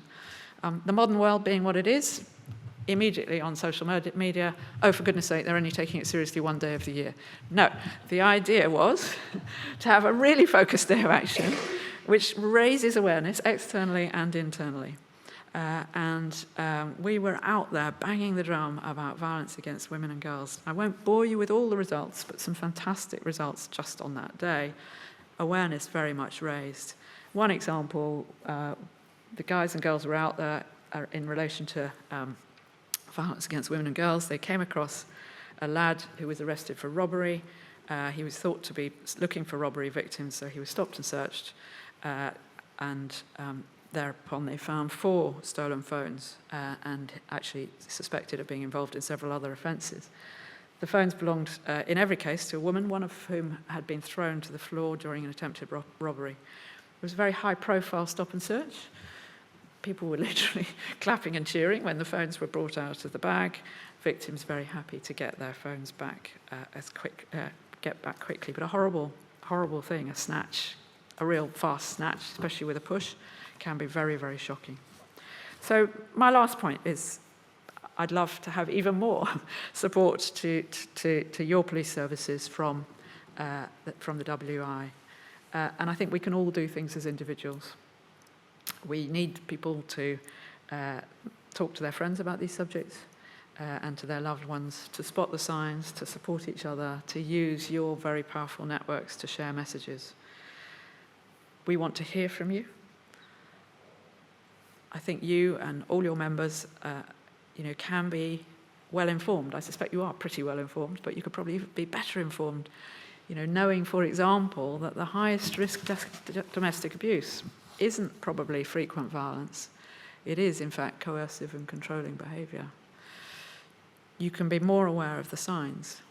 The fact that perpetrators may seek to, in domestic situations, to isolate their victims from their families and friends. They may be overly charming in public, but jealous, possessive and controlling in private. They may be monitoring your friend or your loved one, or even, I'm sad to say, I'm sure amongst everyone here, we all know somebody who, we may not know we do, but we all know somebody who's been a victim of domestic abuse, and there will be some who are watching or here who have been. You will know about the way in which an abuser can monitor behaviour and reduce contact with friends and family, take financial control. This doesn't discriminate in class or background at all. I've had a couple of senior, brave police women come out and say, this has happened to me and this is how it happened. It can happen to anybody. But we can support each other. We can look out for each other. We can look at the online resources. You've got some. That's great. There's some fantastic charities out there working on domestic abuse, on modern human slavery and so forth. And you can report crimes. Very important. And do think that we will take it seriously. We will investigate fully. We will treat people with respect. We will treat people with dignity and compassion. If you're an employer, as I've said, you can do things to make sure you're a good employer. You can encourage your own employer, if you are employed, to be a good employer as well. And we can all talk more to the men and boys, the boys and men in our lives. Men have an essential role in improving women's safety, as women do. One last example from me. Kirsty and Jamie met on a dating website. Ever since being together, Jamie has been very controlling, jealous. He thought Kirsty was being unfaithful to him. He even made her take a lie detector test when he found she had a silly present in the boot of her car from a colleague at work. He made her delete all of her male friends on Facebook, demanded to know her location. She would run home from wherever she was before answering his messages, so her location was being seen at her home address. He took her keys, smashed her phone, punched her in the chest. It goes on and on. I'm not going to read it all out. It's pretty ghastly. She was too scared to support our action. She withdrew the statement after he appears to have tried to kill her, certainly grabbed her by the throat. She wouldn't proceed, but we did get one of these new orders. When he breached that, he turned up at the home. She triggered the alarm. He was arrested, 4 weeks for breach. She then supported the prosecution. He pleaded guilty to a multiplicity of different offences. So there's lots of good news stories amongst all the bad. We can make a difference. We can all make a difference. And I think that brings me back to the similarities between the WI and the Met. We're both perceived in a particular way. In many respects, that works. The public understand what we're for. They know how we can help communities and individuals. But there is more to us WI, us policing, than meets the eye. And I think what bonds us is that intent to do good, to help, to make a difference, to empower and encourage others. It's what's meant we have flourished and matured for so long, and I hope for many more years to come. Not far from here, many of you will be aware, just beyond my office, I know the office is an old-fashioned term now, but my office, Scotland Yard, there's a statue, as many of you will know, to Millicent Fawcett. Courage speaks to courage everywhere. I talk to my recruits about this all the time. We can all encourage other people, give people courage. Give people courage to say no, to stand up, to be able to make a change. Give people courage, perhaps, to join a job, perhaps hypothetically, like the police, that they might hypothetically not have thought of before. We can encourage people. So I close by thanking you all for your hard work, everybody. I hope that policing and the WI can work even more closely together in the future. The issues I have been talking about are societal issues. We think of them talk about them as crime issues. Sometimes they seem as police issues, but they're not. They're societal issues. And we all need to work together to create a safer and more respectful society. And the WI is a brilliant organisation that has been doing that throughout its time. I look forward to working with you in the future, and I wish you all the very, very best for the next hundreds and hundreds and hundreds of years. Thank you very much.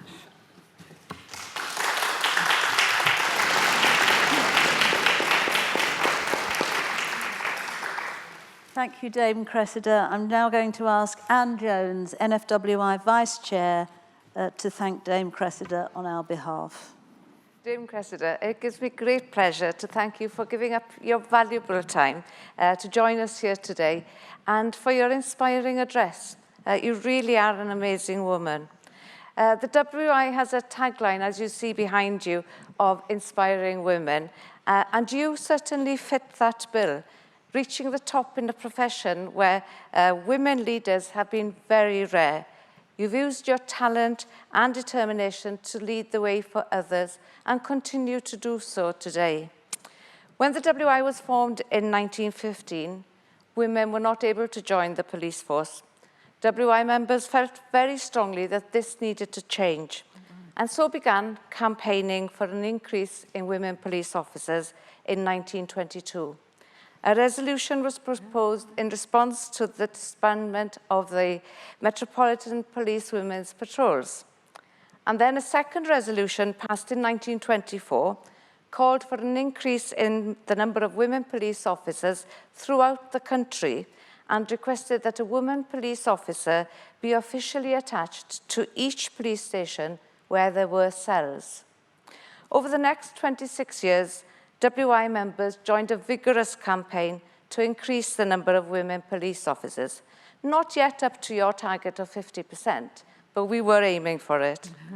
We lobbied the Home Office and we won the support of the Archbishop of Canterbury. Even in those early days, WI members were a force to be reckoned with. Now, like you, violence against women and girls, we feel is a huge issue, made worse most definitely by the pandemic this year. It made it difficult for women to leave their abusive and coercive partners. And I know that every WI member wants to see an urgent end to violence against women and girls in every form. We are incredibly passionate, and we will continue to campaign tirelessly on this through our No More Violence Against Women campaign. Each story we hear of the domestic violence is harrowing and brings it back to us why we must campaign on this. So thank you for sharing your plans to ensure that women and girls here in London and throughout the country are safe. We love the ambition you have going forward, and we wish you well with all the work that you do. Dame Cressida, on behalf of our members, our sincere thanks, and would you please accept the flowers by the lectern? Diolch yn fawr iawn. Thank you very much. Thank you. Thank you, Anne, and thank you again, Dame Cressida. In a moment, we'll break for lunch, but before you all dash off, just a few reminders. If you have any questions, would like to learn about our latest projects, or purchase any WI Enterprises products, please visit the various virtual stands on the event website. These stands will be manned by NFWI staff, so please do visit them. Virtual tea rooms will also be open now for you to meet with other members, no queues. There is a limit of 15 people per person per room, 50 people per room, sorry, and access is on a first-come, first-served basis. Alternatively, you can use the chat function to direct message other members in attendance. So please rejoin the meeting by 1:35 for a prompt 1:40 afternoon start. Enjoy your lunch. Thank you.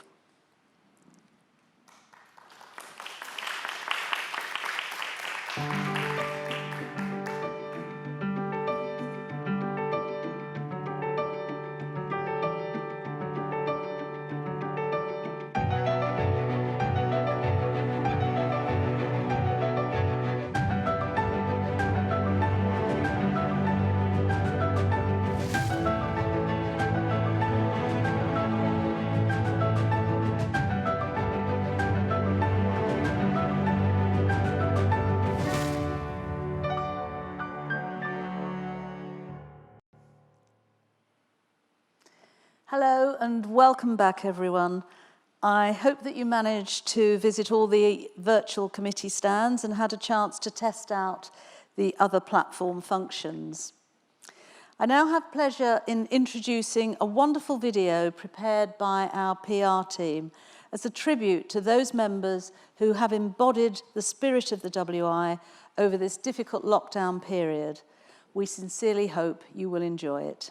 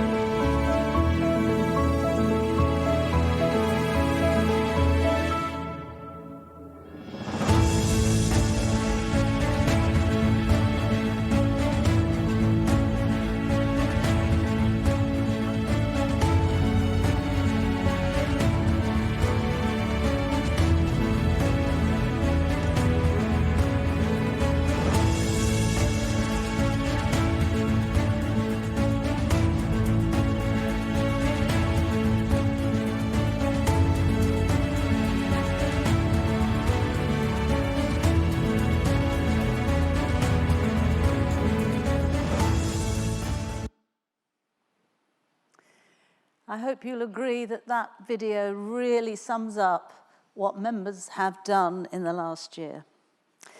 I'd now like to invite Melissa Green, NFWI General Secretary, to introduce you to the NFWI Board of Trustees for the period 2021 to 2023, whose term begins at the end of this annual meeting.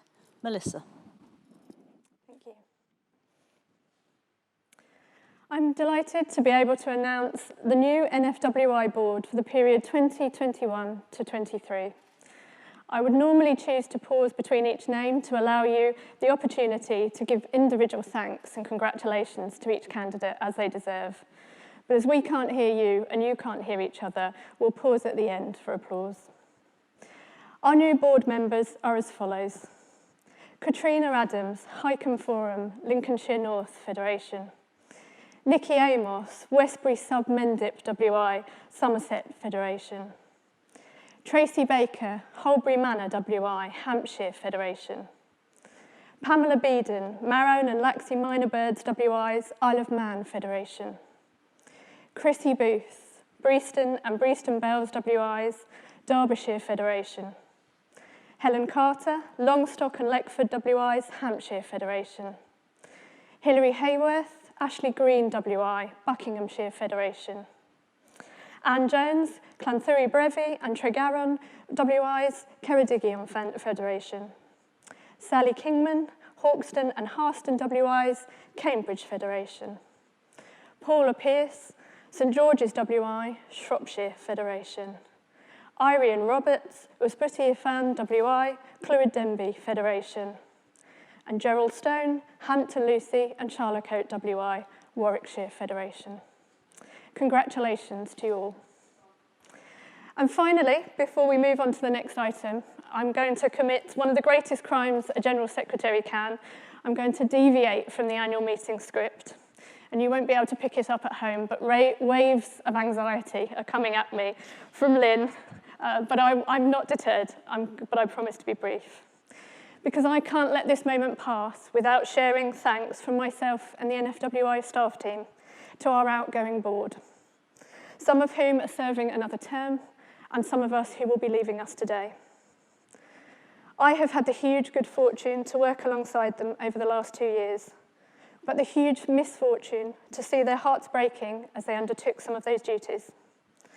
When the pandemic meant that they were faced with a range of difficult options that didn't feel like options at all, and faced with difficult decisions, some that they would never have wished to have contemplated. This past year, I would not have wished on any of you, and for those leaving us, it is not the year I wished for you to leave on. However, I know I speak for the entire staff team when I say how thankful we are for the support that you've given us through what has been a really difficult time. You face those challenges with professionalism, with courage, and with integrity, driven always by a desire to do what is best for all of us as members and to ensure the long-term security of this organisation. And crucially, you've kept us moving forward with ambition. We are incredibly proud of you. And finally, to Lynn, who undoubtedly deserves a separate mention. She'll be pleased to know, as she's no doubt checking the clock to my side, I'm not going to look at her, that it's difficult really even to find the words to thank her for her leadership. Once again, it is not the year that we would have wished for you. But my goodness, we're glad that when the storm hit, it was you at the helm.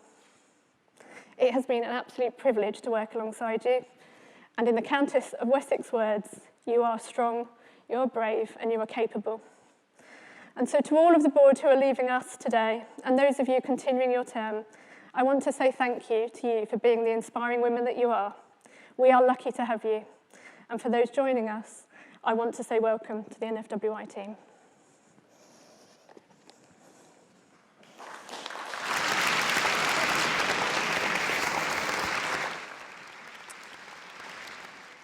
Thank you, Melissa. I'm slightly overwhelmed by that, but thank you so much for your for your kind words to all of us. And I'd like to wish best of luck to the new board. May it be as rewarding for you as it has been for me and those of us who are leaving the board today. Right, we'll move on to the resolution discussion. And this is the Public Affairs resolution. We only have one resolution to discuss today. And the timing on the resolution is quite important, as most of you will know. We will allow 10 minutes for the expert speaker, 10 minutes for the resolution standby speaker, 3 minutes for the proposer, 2 minutes for the seconder, and 2 minutes for the right of reply, and not more than 2 minutes each for all the other speakers. If you are called upon to speak, may I ask you please to be brief and clear and not to repeat points made by earlier speakers. Please also announce your name, WI and federation before you speak. Only WI Link delegates or proxies and federation representatives or their deputies are permitted to speak, and this can be done by requesting access to the green room. First, I will read the resolution. It will then be proposed and seconded, and second, we will hear from the expert speaker and then the standby speaker, and then we will hear points from the floor. If you are a federation representative or a WI Link delegate and would like to speak, you will need to do so, as I said, through the event platform green room. To do this, you will need to express your interest by speaking by means of the chat box in the platform. The chat box has now been enabled and should only be used for the purposes of speaking on the resolution. The chat box will be monitored by members of the NFWI Public Affairs team, who will then send you a direct message to confirm your intent to speak. Once confirmed, you will be sent a link to join the virtual green room. Click on the link and you will be transferred to the green room, which is a standard Zoom room. You will then be met by a member of the production team to check your sound and video quality and to be verified as a WI member. When the production team is happy that your connection is stable, you will then be greeted by me and you will be live on the virtual stage. This process will take a few minutes, so we ask that if you do wish to speak, you request access to the green room as early as possible. Multiple people can access the green room simultaneously, so please don't wait until one person has finished speaking before requesting access yourself. Please be reminded that once you join the virtual stage, all other meeting attendees will be able to see and hear you. You will be recorded and the resolution discussions will be uploaded onto the NFWI YouTube channel after the event. The event footage is also available to all registered attendees for a month after the event.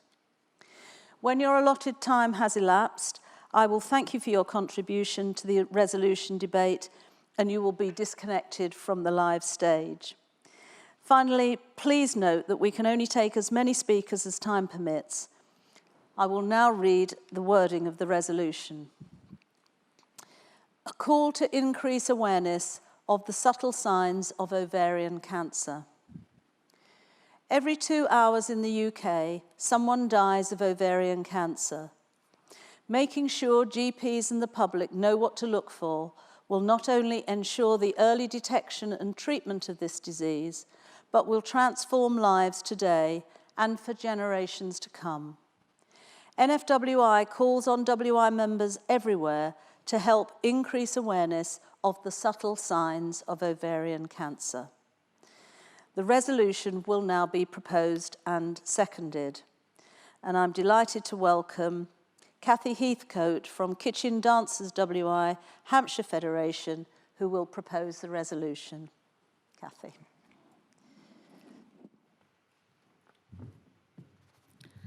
Good afternoon. Once every 2 hours, a woman dies of ovarian cancer in the UK.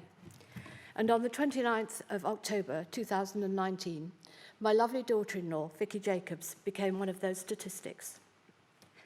It's an entirely coincidence that today, the day I propose a vote for the resolution, would have been her 50th birthday. Vicky was fortunate in that during her 5-year struggle, she had an 18-month reprieve from the disease thanks to new immunotherapy, which had never been used before for her type of cancer. She felt incredibly fortunate that it enabled her to tick off more of the things she wanted to do.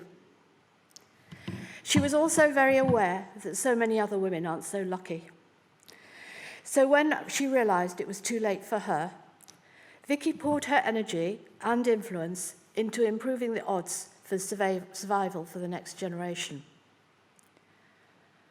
And as a managing director of a London advertising agency, she helped create a national campaign with the charity Ovarian Cancer Action called I Will Survive, poignantly released on the day she died. Ovarian cancer is now the leading cause of death from gynecological cancer in the UK, with over 7,000 women diagnosed every year. It is the 6th most common cancer in women, and the overall 5-year survival rate for women with ovarian cancer is just 43%. A key reason for the poor survival rates is that most women are diagnosed too late, because the signs are subtle, and have often carried symptoms for months before meeting with their GP. Another factor is that ovarian cancer symptoms are commonly mistaken for less serious conditions, such as irritable bowel syndrome, by us and other healthcare professionals alike. Support for this resolution means that we can make sure GPs and women everywhere know what to look for to ensure the early detection and treatment of this disease and transform lives today and for generations to come. Because when ovarian cancer is diagnosed at an early stage, the survival rates for the 5 years are as high as 90%. With 200,000 members, we have the strength to make the difference, just as we have made for so many causes throughout our history.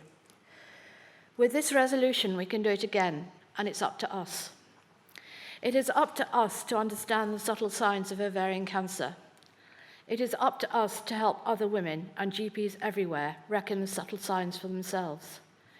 And it's up to all of us together to stop more women like Vicky becoming a statistic. Please support this resolution. Thank you.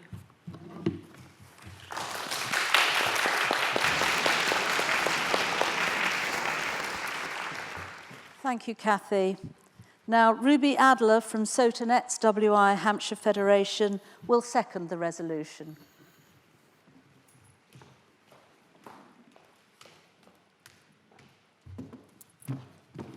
Hello, I'd just like to start by saying that I'm really proud to be asked to talk today. I'm so proud to be seconding this proposal. And I'm not just seconding it because I've lost someone close to ovarian cancer. I'm seconding this proposal because it's horrific to think this awful disease is taking the lives of women everywhere, all because we don't recognise the subtle signs. It's just so unnecessary. As you've already heard, ovarian cancer is now the leading cause of death from gynecological cancer in the UK, with over 7,000 women diagnosed every year. You've also heard that the chances of those 7,000 living beyond 5 years is just 43%. But we know that if ovarian cancer is diagnosed and treated early enough, this survival rate more so doubles to 90%. And no organisation has more of a chance of making this happen than the Women's Institute. Until I joined, I had absolutely no idea how big or influential the WI was. With over 200,000 members in the UK, that's an amazing number of people to be able to count on. Just think of the incredible difference we can make if we back this resolution. Think about the women whose lives we can save. Think about the heartache and pain we can save, their partners, parents, children, friends, and family too. In a world where everything can seem so important and urgent all of the time, there is nothing more important than looking after our health. And that means right now, nothing more is important than this vote. So please, vote for this resolution to help recognise the subtle signs of ovarian cancer. And let's use our influence to do everything we can to look after the health of women all over the UK, for everyone's futures. Thank you so much.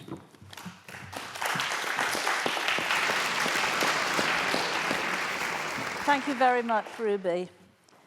Our expert speaker is John Butler, consultant gynecological oncology surgeon at the Royal Marsden Hospital in London, who will speak in support of the resolution. Please welcome John Butler. Thank you very much. It's an enormous privilege to be invited to speak to you all today.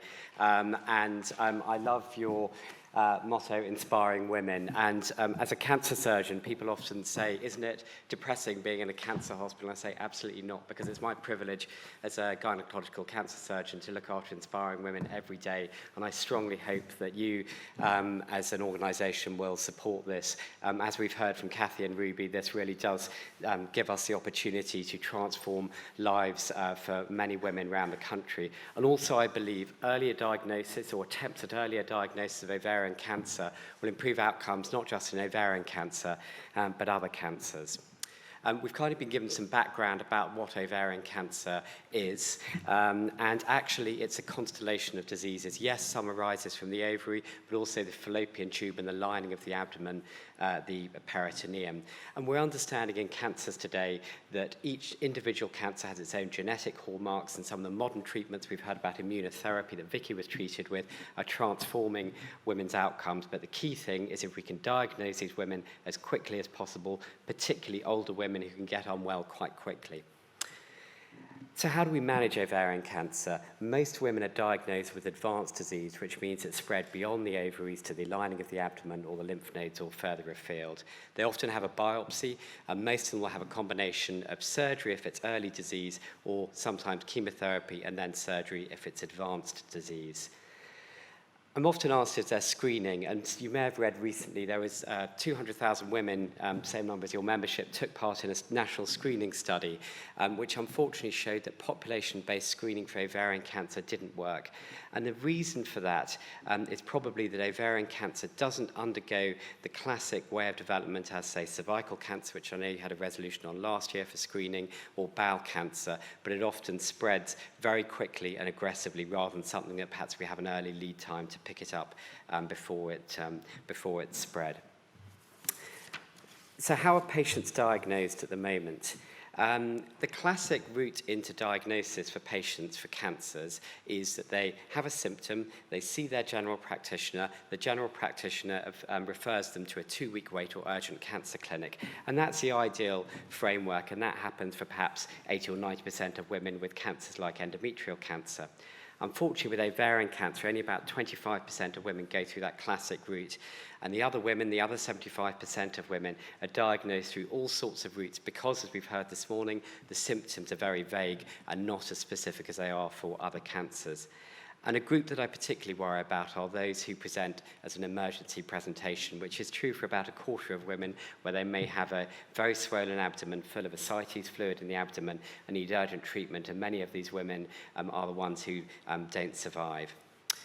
One of my roles, I'm also the lead for the International Cancer Benchmarking Partnership, which is an international collaboration which looks to examine why the United Kingdom has lower cancer survival compared to other countries. And I know the WI started in Canada, and we do a lot of comparisons to what happens in Canada to here.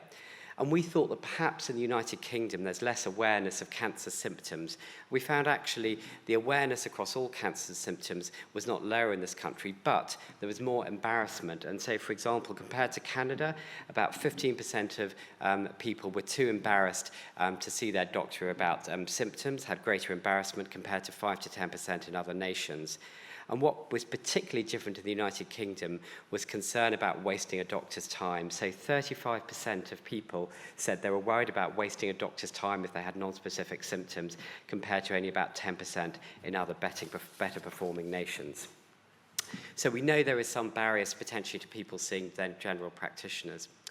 And then we did a study looking at whether perhaps if women go to general practitioners, the general practitioners may be less likely to refer patients. So we asked GPs from around the world, gave them the same clinical scenario about a 53-year-old woman, postmenopausal with vague abdominal symptoms, what they would do.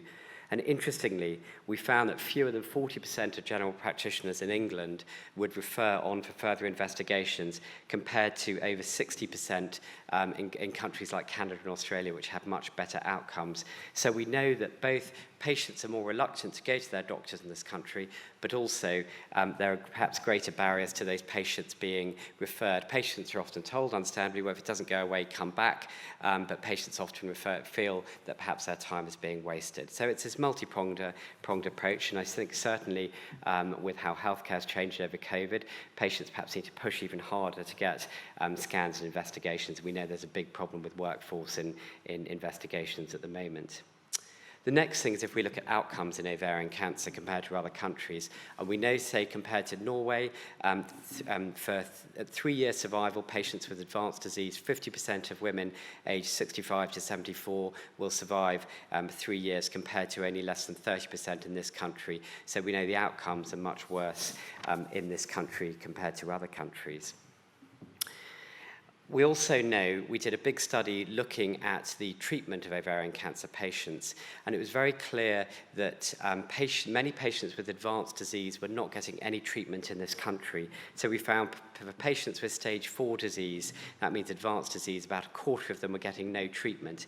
And why do patients not have any treatment? Either they choose not to have treatment, which may be the case for some women, but often it's because their disease is so far advanced, it's seen not feasible for them to be able to have treatment for their ovarian cancer. And why has it become so far advanced? Because often they've taken a long time, or it's taken a long time from initial symptoms to them being diagnosed.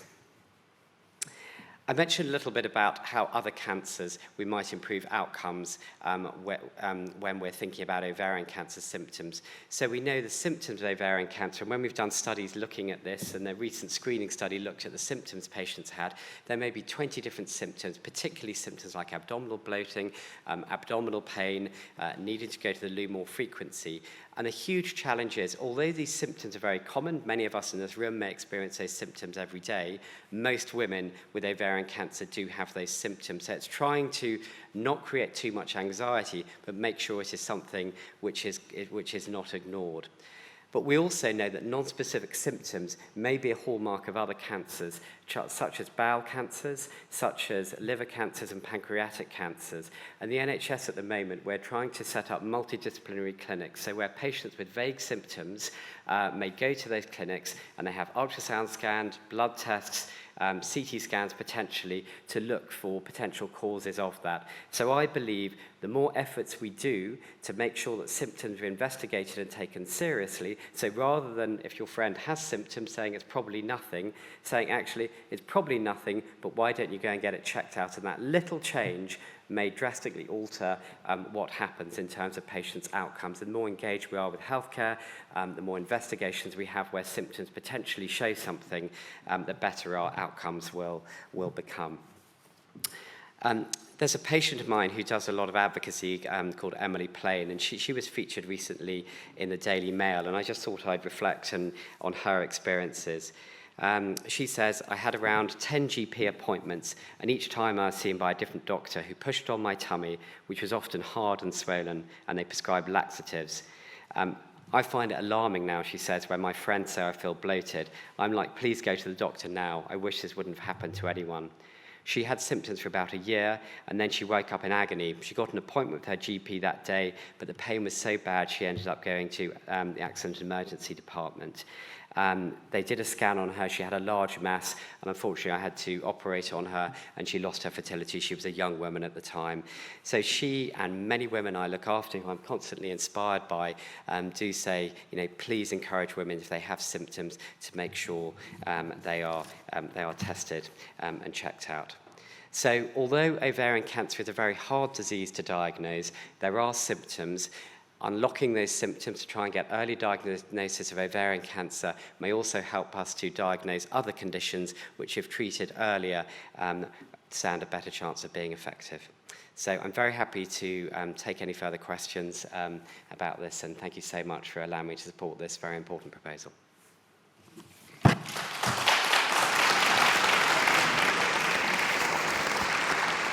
Thank you very much, John. Now, we don't have an expert speaker against the resolution today, so Toto James, NFWI trustee and Vice Chair of the Public Affairs Committee, will set out some points against the resolution for delegates to consider. I would like to point out, though, that Toto does not personally oppose the resolution and will not speak in the capacity of an expert speaker against the resolution, but will just put forward some points on behalf of the NFWI Board of Trustees for a balanced argument. Toto. Thank you, Lynn. Thank you. I'm sure all of us here today understand the importance of awareness of the signs and symptoms of ovarian cancer. Presenting an argument against this resolution could be misconstrued as suggesting that there is not a need for this, which has made it difficult to find an external speaker to deliver a speech this afternoon. To ensure a balanced debate, I have, therefore, agreed to present some arguments to be considered ahead of voting on this resolution following the annual meeting. This is not about undermining the importance of the issue, but carefully considering the timing of this resolution, the impact the WI could have on this issue, and whether the WI's efforts are best placed elsewhere, given the number of existing campaigns on ovarian cancer symptom awareness.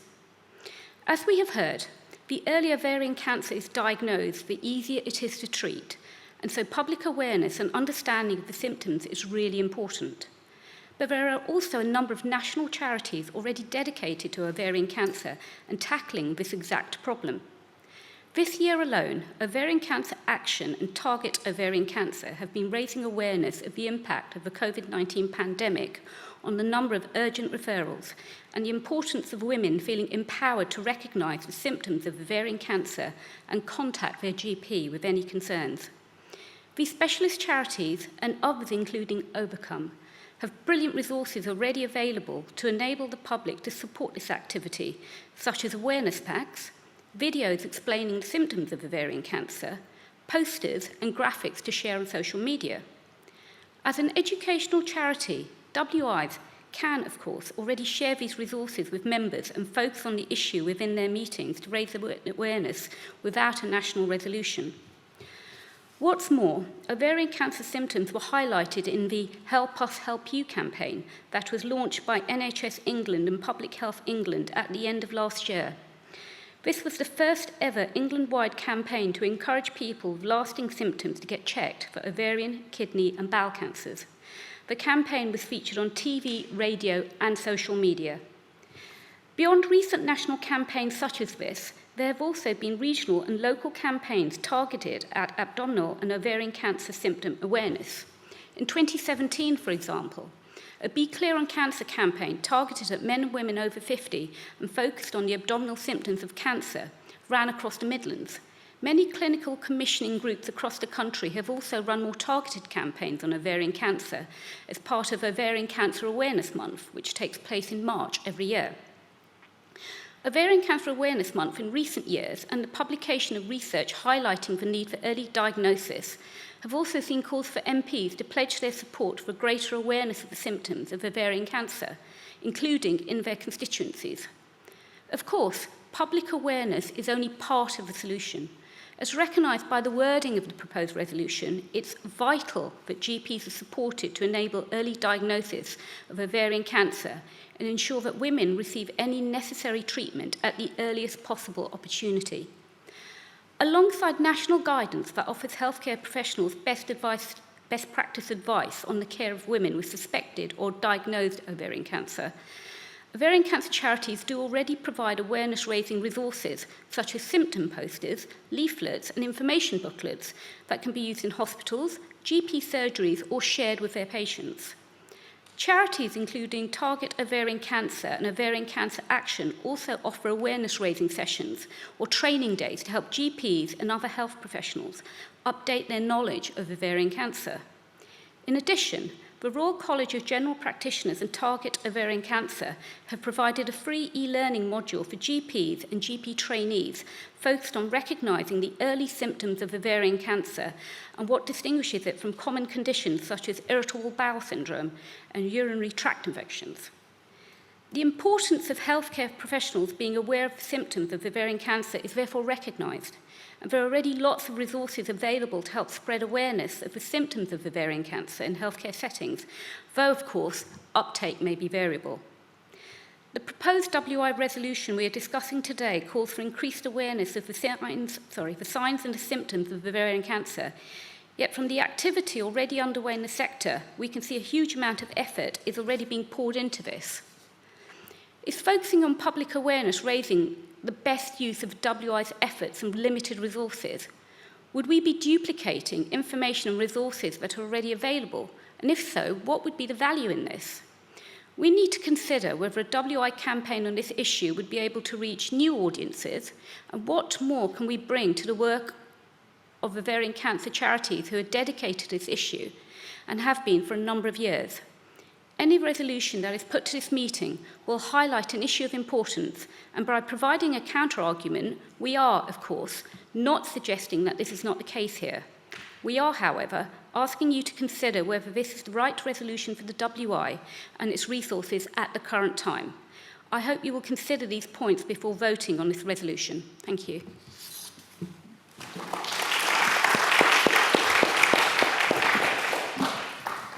Thank you, Toto.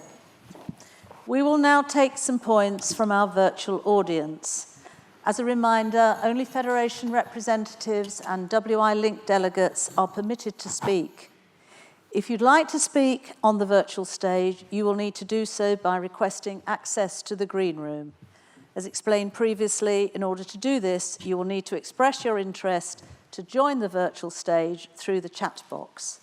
The chat box is open and is being monitored by members of the NFWI Public Affairs team, who will then send you a direct message to confirm your intent to speak. Please remember to keep your point to no more than 2 minutes. I would just say that this is all very new for us as well, so please bear with us. What could possibly go wrong? Right, I think we have a speaker, a questioner online. Good afternoon. Good afternoon, Lynn. Thank you so much for allowing me to speak today. I just very quickly want to talk to you about my amazing best friend who has been fighting ovarian cancer since 2017. She retired from the NHS as a very high up nurse and obviously very aware of conditions. She had no symptoms at all. She joined a yoga class a few weeks after retirement, and she laid on her tummy and felt quite uncomfortable. Upon examination, she found a large lump on the right-hand side of her tummy. She went to her GP, and luckily, within 2 weeks, she was in hospital having a hysterectomy. The large lump was found to be benign, but cancer was found on the left-hand ovary, so good job she'd actually gone for the operation. She then went through chemo and the cancer was significantly reduced, but she was told she would never be cured. 1 year later, the signs were showing that the cancer was increasing, and she was referred to a top consultant at the Queen Charlotte's Hospital in London, where she underwent a huge surgery to cut away large amounts of cancer from her main stomach organs. I don't think she would be here now if she hadn't had this operation. 2 years on, and she is still fighting and undergoing further trials at the Royal Marsden Hospital in Surrey. Once this treatment has been completed in a few weeks' time, she is then going to do a further trial at Guy's Hospital in London. I am so proud of her. She will not give up this fight. The reason I asked if I could speak to you today is to emphasise, and I'm getting upset now, sorry, emphasise how incredibly important it is to get any concerns checked out, no matter what they are, as early detection is vital.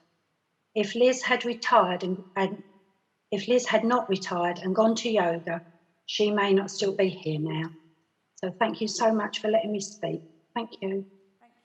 Could we just, before you go, could we have your name, your WI and your federation, please? I'm sorry. I was so nervous, I forgot that bit. Don't worry.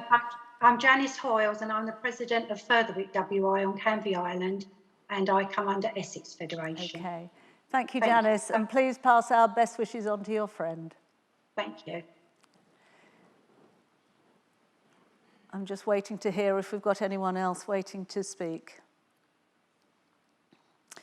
There's no one else ready, so I would urge anyone watching, if you want to ask a question or make a point, do so now. Otherwise, we'll have to go into the song and dance routine.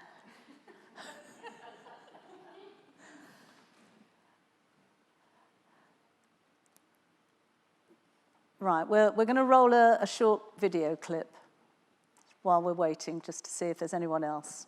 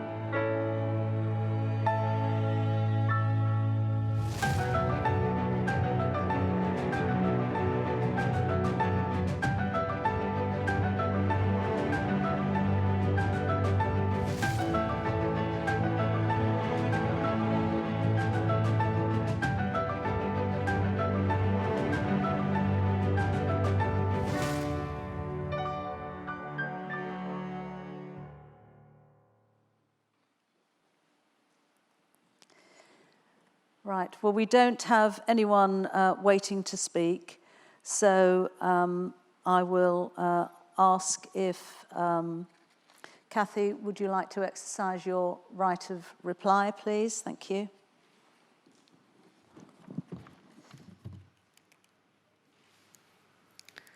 Over the last 100 years, the WI has helped many worthwhile causes and brought about real change.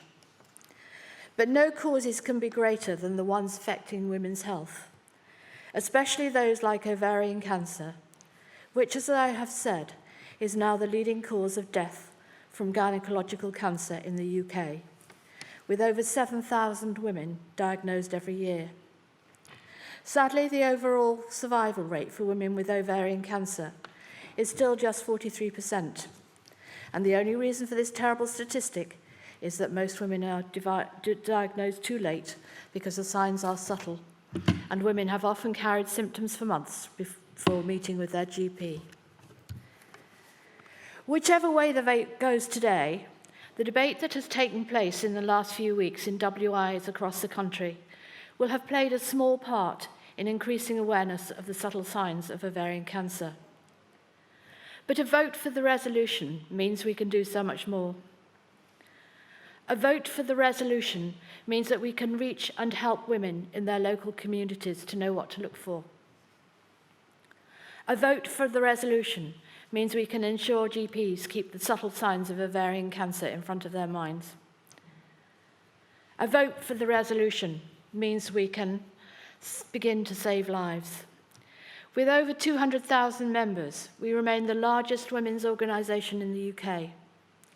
We have the numbers to make sure every woman and GP can spot the subtle signs of ovarian cancer to make a speedier diagnosis. Because the fact remains, the earlier the diagnosis, the better the chance of survival. It's just up to us. Thank you.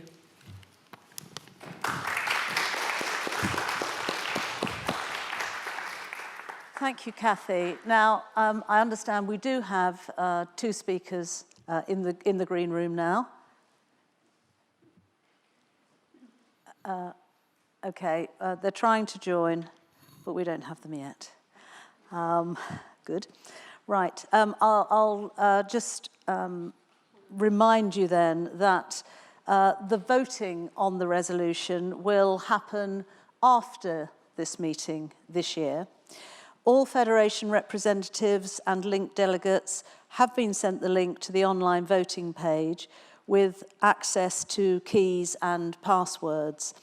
Details were shared with you by email from Kerry McGarvey, NFWI Board Secretary, on Thursday the 3rd of June. If you've not received this email, please check your spam or junk mails in the first instance. And that is obviously directed at Federation representatives and WI linked delegates. If you have still not received this email, please get in touch with Kerry McGarvey or the Public Affairs Department at NFWI. Federation representatives vote on behalf of their federations, and WI linked delegates vote on behalf of their linked WIs. The voting site will remain open until 2 p.m. on the 9th of July. Some WIs may wish to watch the recording of these resolution speeches and debate before sharing their vote with WI link delegates. I'll just wait to hear if we're any further forward with the... No. I think, yeah, we haven't got anyone in the end, so I think we'll move on. So can I then thank our proposer and seconder, and thank you, John, for giving up your time today to come and be our expert speaker, and thank you to Toto as well. So thank you all.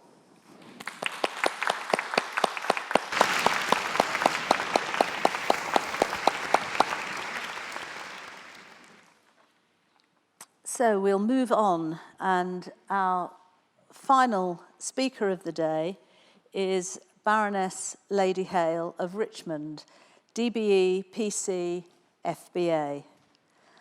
Lady Hale was born in Leeds, West Yorkshire. She studied law at Cambridge, one of only 6 women in her class, which had 110 men, and graduated with a starred first and top of her class.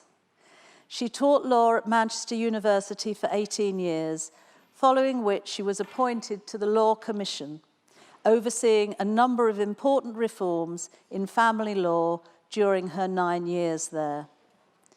Following 5 years' service as a judge in the High Court of England and Wales, Lady Hale was appointed to the Court of Appeal and in 2004 became the first and only woman law lord. That is, a member of the Appellate Committee of the House of Lords. The Law Lords became the Justices of the Supreme Court in 2009, and in 2017, Lady Hale became President of the Supreme Court of the United Kingdom, a post she held until her retirement in 2020.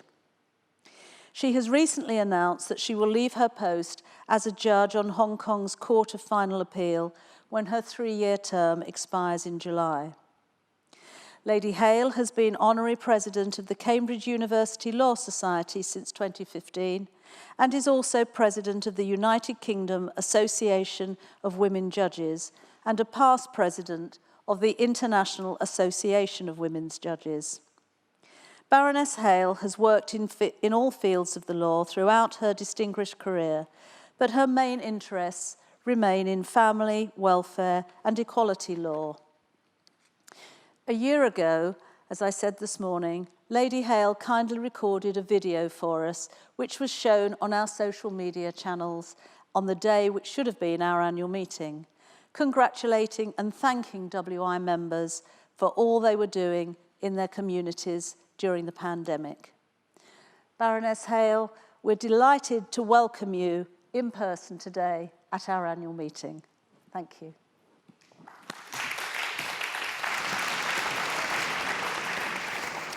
Well, thank you very much indeed. It is a delight to be with you and so many of you in this room. This is the first time that I have given a talk to an audience, some of whom at least are here in person. So thank you. It's brilliant. Well, you've heard all about my life. I'm going to talk about my life in the law, but you've heard it all. So you don't need to hear from me. However, bear with me.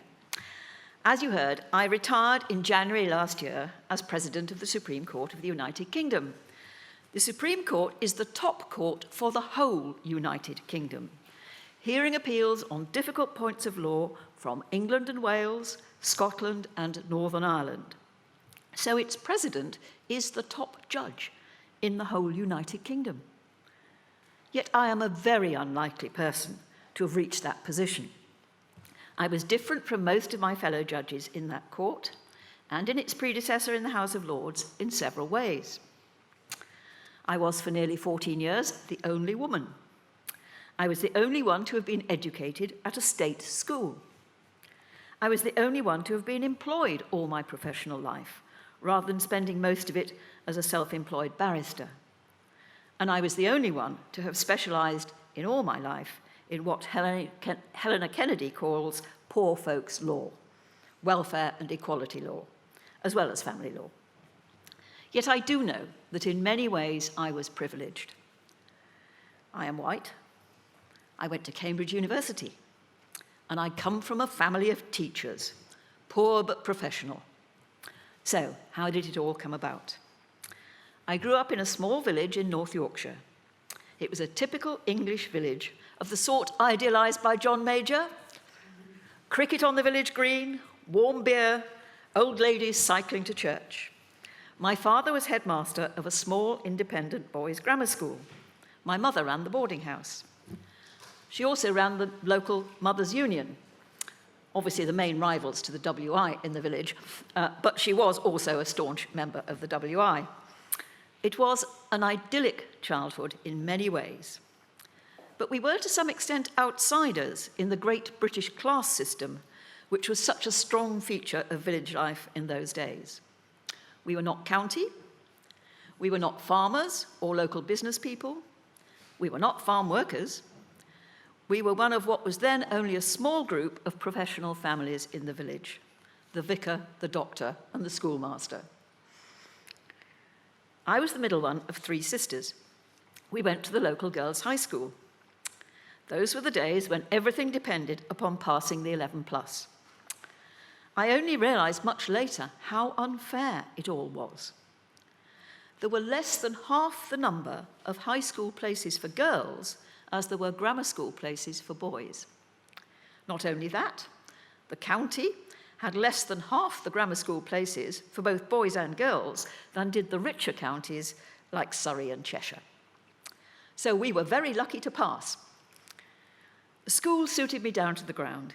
It was small, in a fine modern building which had won awards for progressive school design, with beautiful views from its large classroom windows and a stable population of committed teachers. I enjoyed being a large fish in a very small pond.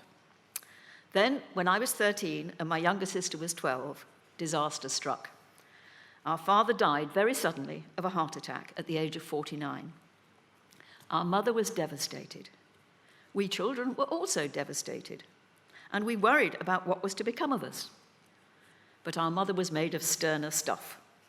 She had qualified as a teacher in the 1930s, but had to give it up when she married my father. There was a marriage bar in those days. So she picked herself up, dusted off her Froebel certificate, and got a job as head teacher of the village primary school. We could stay in the same place, with the same friends, and above all, the same school. Looking back, I do wonder whether that sudden loss of security at the age of 13 is one of the things that led my younger sister and me to make sure that we qualified for a profession and would always be able to lead independent lives. It was taken for granted in the family that all 3 of the sisters would go to university if we could, preferably to Oxford, where our father had been, or to Cambridge, where our maternal grandfather had been. I only realised years later what an ambitious aspiration that was. In those days, less than 5% of the relevant age group went to university. And the percentage of girls going was, of course, half that of boys. But what to study at university? Our headmistress was an Oxford history graduate, and history was my favourite subject at school. But she didn't think I was a natural historian. So what else might I do? I'd been fascinated by the constitutional history of the 17th century, the century of rebellion, regicide, restoration, and revolution. And so I suggested law. To her credit, because she was a rather old-fashioned soul with quite narrow ideas about what girls should do, she didn't say, "Nonsense, we've never had a lawyer in the school before. Girls don't do law unless their fathers are solicitors." She let me do it. So I am fond of saying that I studied law because my headmistress did not think I was clever enough to study history. And I was lucky enough to secure a place at Girton College, Cambridge, to do so. Again, I only realised later how unfair the Oxbridge system was. The colleges were all single-sex. There were only 3 colleges for women and 21 colleges for men. There were 6 women reading law in my year and over 100 men. There were advantages to that sex ratio, but I won't go into those. We women students were mostly thrilled to be there. We understood how privileged we were. A lot of the men did not feel that way. They felt that they were entitled to be there. Their fathers had been there. Their schools had a special relationship with the college, and so on and so on. It was very irritating, but also provoking. It turned out that I was right about law. I began to get good results in my exams. I began to raise my sights above going back to be a country solicitor in Yorkshire. I thought about becoming a barrister, but in the 1960s we were still being told that it needed money and contacts to make a successful career at the bar. I thought about becoming a solicitor in a big London firm, but the world of corporate law did not seem so attractive after I'd spent some time during the summer vacation working there. So in the end, I became an assistant lecturer in law at the University of Manchester, choosing Manchester instead of Bristol. Fancy that. Why would anybody do that? Well, because they wanted me to qualify as a barrister and do some part-time practice as well as teach. In those days, you could qualify as a barrister by taking a self-tuition correspondence course. So that's what I did. And after qualifying, I spent 3 happy years doing both. But eventually, I had to choose. Commitment to the students meant I couldn't take the longer and more serious cases. Being a barrister got in the way of doing the research and writing which any successful academic has to do. I chose to stay in the university. My husband was also starting out at the bar, and we thought that it would be a good idea if one of us had a steady job with a salary and fringe benefits. University teachers are not paid a lot compared with successful barristers, but at least they are regularly paid and have a pension to look forward to. We also thought that it would be easier to combine an academic career with having a family, as indeed it was. So I gave up the bar. The thought of becoming a judge never crossed my mind. The first woman to be able to call herself a judge had only been appointed in 1962. She was promoted from the county court to the High Court in 1965. But in 1972, which is what we're talking about, she was still the only one. Little did I then know that everything I chose to do to get my academic show on the road would lead directly or indirectly to a public appointment and eventually to the bench. I wrote a book on mental health law. This led to my first judicial appointment as a presiding member of mental health review tribunals, deciding whether psychiatric patients should remain detained in hospital. I became co-editor of a new learned journal on social welfare law. This led to my becoming a member of the Council on Tribunals, a quango which used to supervise the multitude of tribunals administering our taxes and our welfare state. This in turn led to my being tapped on the shoulder by the Lord Chancellor's Department, who wanted to diversify the judiciary, not by appointing more women, but by appointing some academics with professional experience to become assistant recorders, part-time judges in the Crown and County Courts. I co-authored a pioneering textbook on the family, law and society, and this led to my becoming a full-time law commissioner. The Law Commission is a statutory body which was set up to promote the reform of the law, originally what we call lawyers' law, the law which is administered in the courts and matters a great deal to all of us, such as criminal law, family law, or contract law, but which is not the principal concern of government departments. There are 5 commissioners, the chair is a senior judge, and the other 4 represent the barristers, solicitors, and academic professions. So I spent 9.5 happy years there, working on the reform of the law relating to children, divorce law, protection from domestic violence and abuse, rape within marriage, adoption, the law relating to adults who lack the mental capacity to make decisions for themselves, and a great deal more. And all the large projects on which I worked eventually led to legislation. Very satisfying. Some of our proposals did not find favour with sections of the press. Our proposals on domestic violence led to our being vilified as, quote, legal commissars subverting family values, end quote. That was because we thought that unmarried victims deserved some protection from the law, as well as the married ones. I became something of a hate figure, not least because I have never been shy of calling myself a feminist. By this I mean someone who believes that women are equal to men and should have equal rights with them, but that the experience of leading women's lives is different from the experience of leading men's life and should be just as important in shaping and administering the law. And just as I was starting at the Law Commission, I co-authored the first book on women and the law, which tried to explore the law not through the traditional categories of legal subject matter, but through how the law from all those categories impacted on the everyday lives of women, in the workplace, in the home, in the family, and in public life. Now, in those days, judicial appointments were still made by the traditional tap on the shoulder. The Lord Chancellor's officials consulted the judiciary and the legal professions and came up with names to put to the Lord Chancellor, who made or recommended all the appointments. This meant that you had to be visible to them. My work at the Law Commission did make me visible, and of course I had also been sitting as a part-time judge for several years. Within government, at least, it was recognised that we needed more women judges. So eventually they plucked up courage, and I think it did take courage, to tap me on the shoulder, and I became a High Court judge in January 1994. From there I progressed to the Court of Appeal in 1999 and to the House of Lords, then the top court for the whole United Kingdom in January 2004. But why should we want more women judges? We pride ourselves in having one of the finest judiciaries in the world, intelligent, industrious, independent, and incorruptible. The 4 in quotients, I call them. But until quite recently, overwhelmingly male, white, from a small range of elite educational institutions and a narrow professional background. There are at least 4 reasons why we need a more diverse judiciary. The first is democratic legitimacy. Our Constitution is founded on the rule of law, the idea that society is governed by laws and not by men, or women for that matter. That everyone, those in power as well as those over whom power is exercised, is subject to the law. This means that the law must be there to serve every member of society, not just one section of it. Women as well as men, people of colour as well as white, gay as well as straight, disabled as well as abled, poor as well as rich, ill-educated as well as well-educated, and so on, and so on, and so on.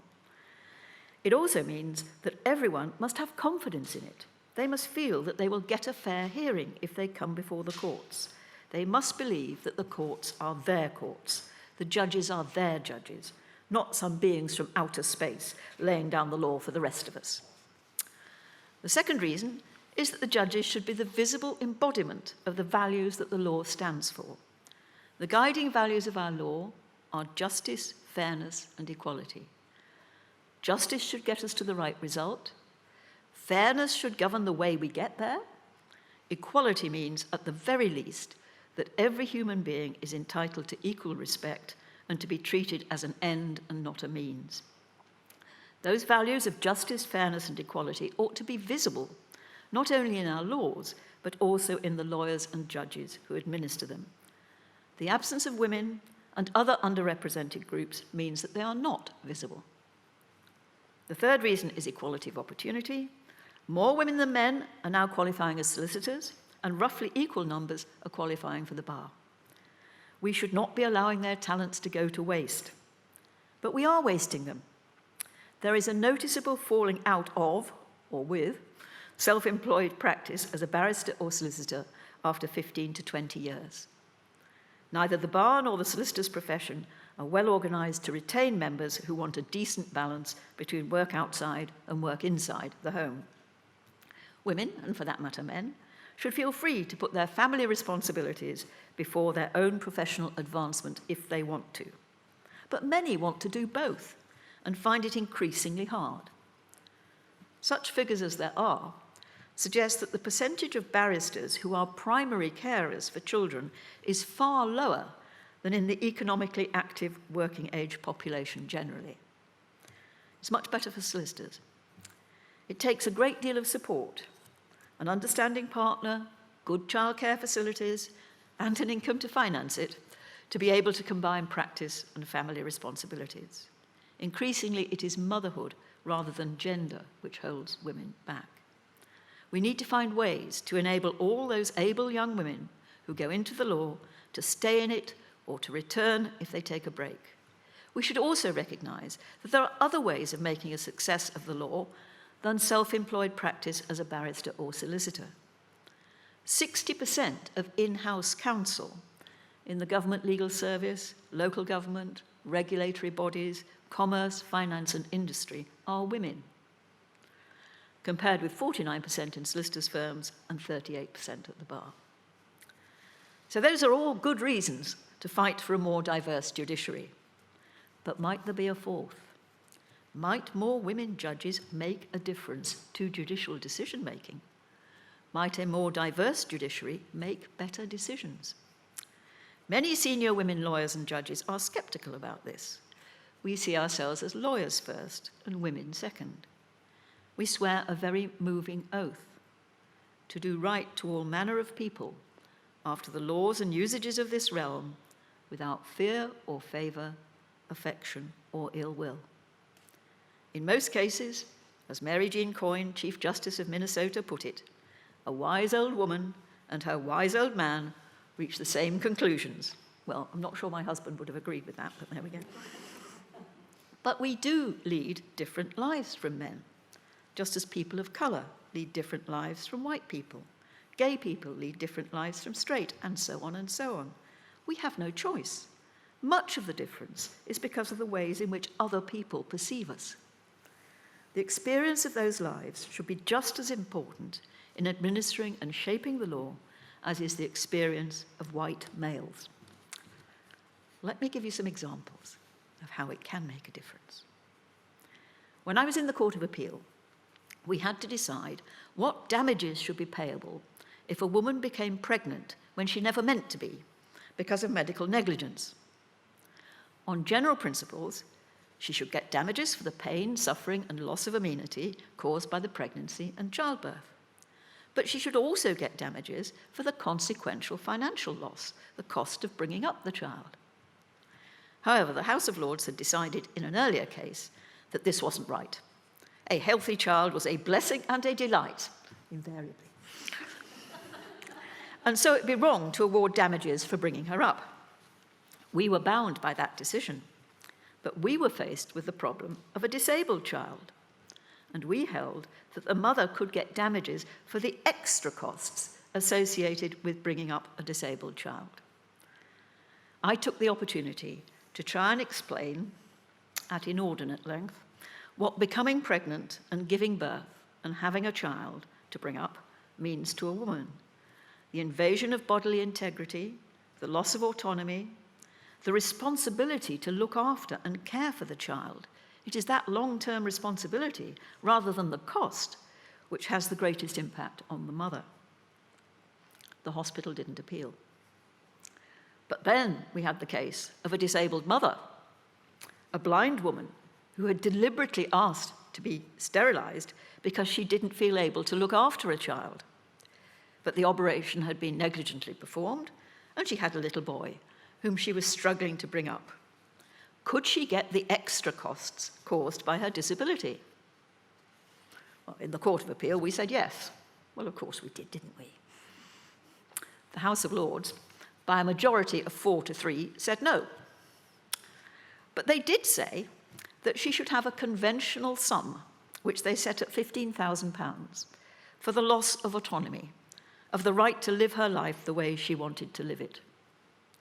Their lordships didn't mention my judgment, but I like to think that they were influenced by it in thinking she should at least have something. When I was in the House of Lords, we had a case about 2 women who had applied for asylum on the ground that they had a well-founded fear of persecution in their home countries because of their membership of a particular social group. One of them came from Iran and had been raped by their security forces. She feared persecution because her husband was a political prisoner there. The other came from Sierra Leone, where female genital mutilation is practiced by 90% of the population.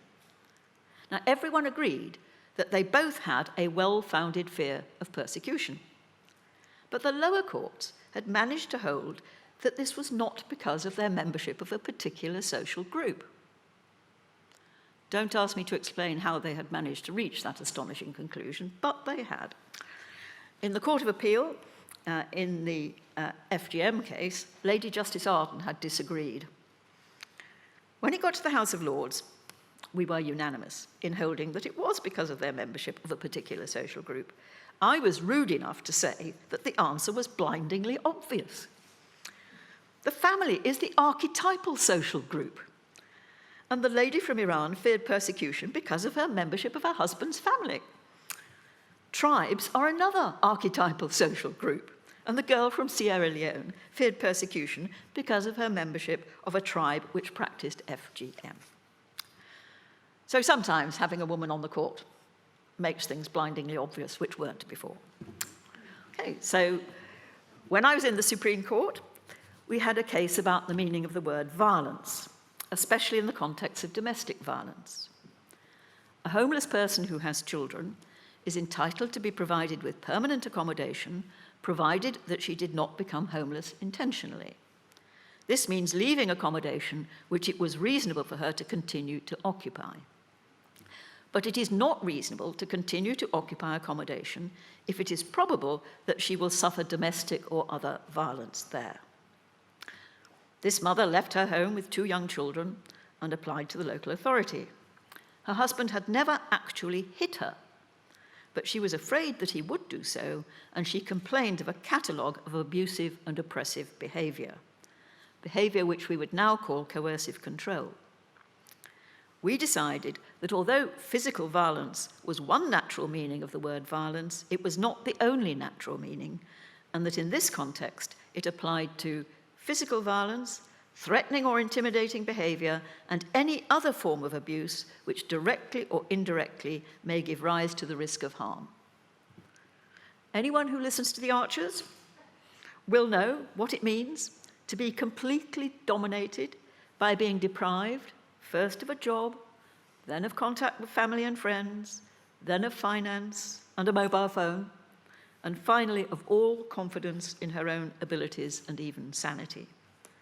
The listeners could hear all this happening to Helen Archer, but her family and friends couldn't. Coercive control of this sort has now become a criminal offence and is expressly recognised in the Domestic Abuse Act. So I think our case did make a difference. Now, you might not think that tax cases require a woman's touch. But in the Supreme Court, we also had a case about the customs duty payable on the import of a mastectomy bra. This depended upon whether it was an item of clothing or a medical appliance. The courts below had held that it was an item of clothing. Reading the description in the reports of their decisions, it didn't seem very different from an ordinary bra. But I asked to look at one, and it became immediately apparent when you looked at one that no one would spend money on it unless they had to, because they needed it for a holder breast prosthesis.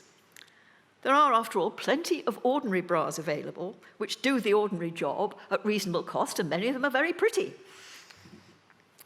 It was obviously a medical appliance needed for medical reasons and no other. I think that's definitely one down to the women myself. These are all cases in which I could claim some sort of victory for a woman's point of view, but you can't win them all. I had some notable failures too. The one which caused most grief was about a retired ballerina who wasn't incontinent but needed help to go to the lavatory in the night because she'd suffered strokes. The local authority had originally supplied her with such help, but decided instead to supply incontinence pads. I said this was irrational, as well as an insult to her dignity, to meet one need with something which was designed to meet a very different need.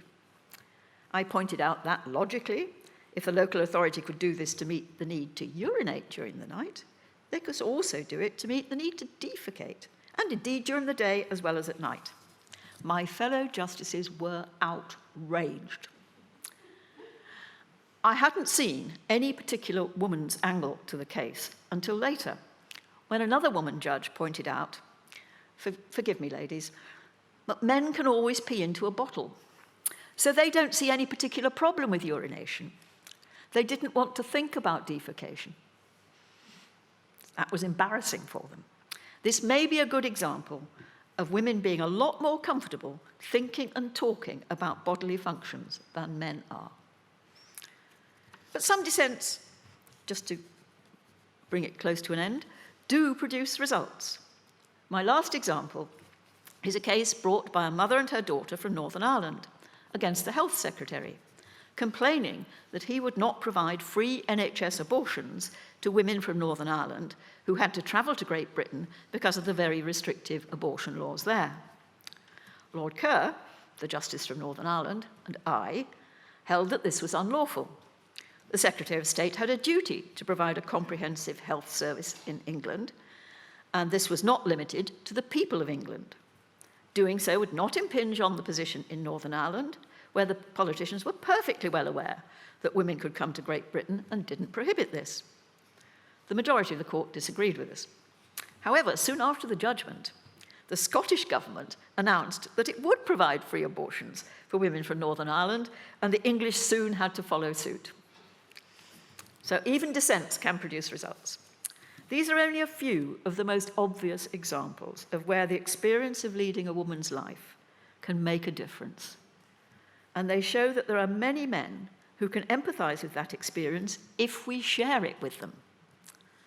Things have improved a great deal in the course of this century.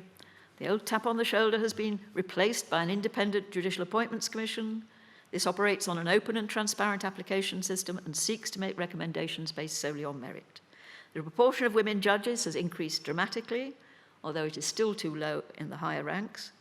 The proportion of ethnic minority judges is also increasing, although this is a more complex problem. We still have quite a long way to go in finding the right way to define and assess merit. But the case for diversity has surely been made. If the example of my life in the law can encourage young women and others from groups who are underrepresented in the law to believe that they too can aspire to reach the top of the justice system, then it will all have been well worthwhile. But above all, it must be obvious to you how much I have enjoyed my life in the law. And that is always my message to the young. Enjoy, because that is the way you'll be able to work hard and become the best you can. Thank you.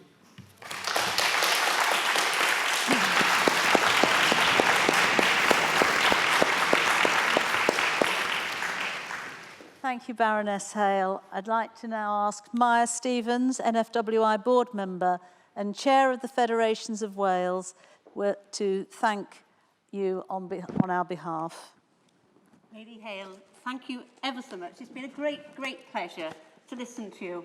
In fact, I've been so fascinated, I almost forgot that I was actually supposed to be doing the vote of thanks to you. But certainly, it was absolutely fascinating. You and I have something in common. We both read subjects in college which were groundbreaking in their time. You have taken law, I did engineering.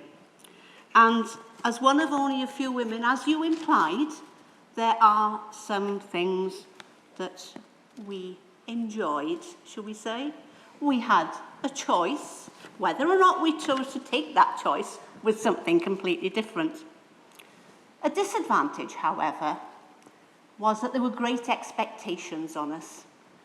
And in my case, I wasn't allowed to skive because people knew that you're not sitting at the back seat or you're not sitting in the front. Marvellous. You have succeeded in reaching the highest heights, while I joined the WI and asked and encouraged all our members to do everything that they can to ensure women reach their full potential and that women can do what they wish to do with a little support and encouragement. The WI has always strived to be ahead of its time. We have relied on you and the judiciary to ensure that some of our campaigns have the legal backing and become far more important and relevant than perhaps even we thought of in the very first instance. Domestic violence, as you've already mentioned, is very close to our hearts, and I think it has been a theme throughout this conference today.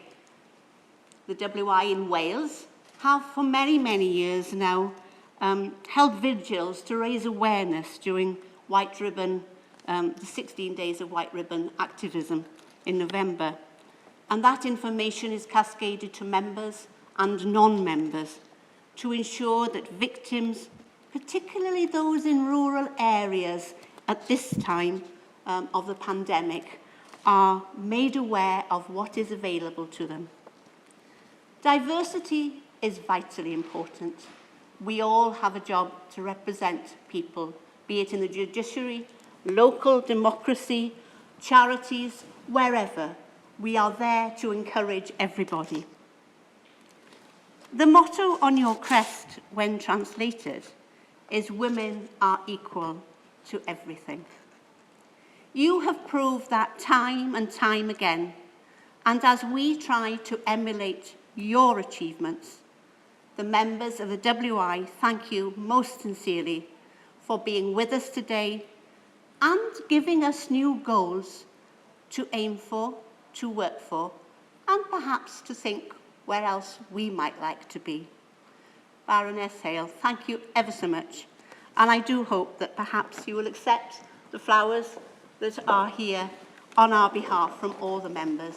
Diolch yn fawr iawn. Thank you.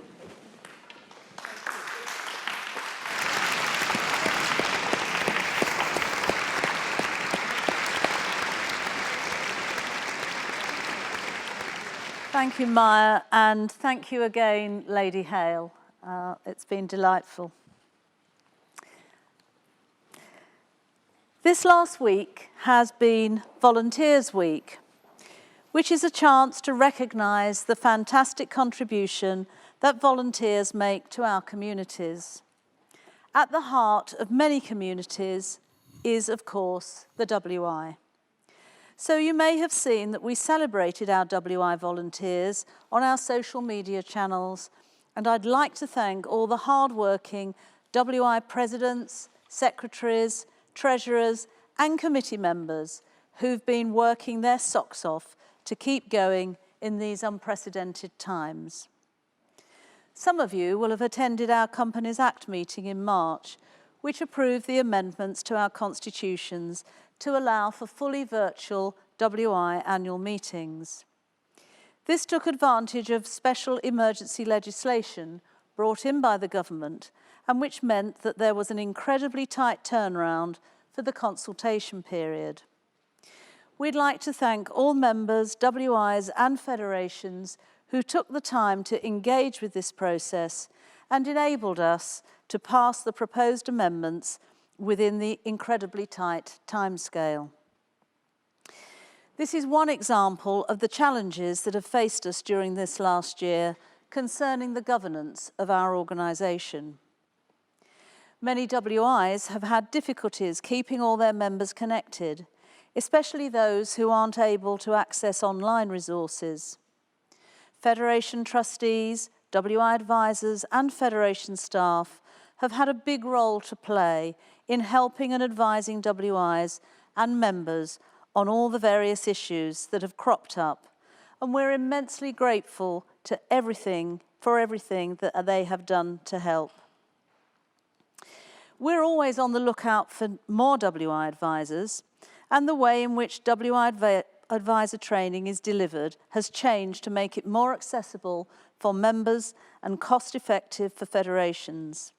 It's now a blended learning course, and we're delighted that we've trained 16 new WI advisors in the last year, and we've also run online engagement sessions for all our advisor teams. Being a WI advisor is a great role, and I speak from experience, and is increasingly important as we come out of lockdown. So if anyone you know is interested, do encourage them to talk to their federation.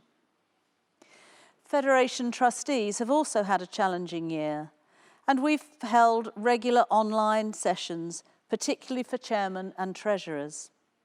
Again, many federations are keen to recruit new trustees, and in order to support them, we'll be launching a new Federation online trustee training package in the autumn.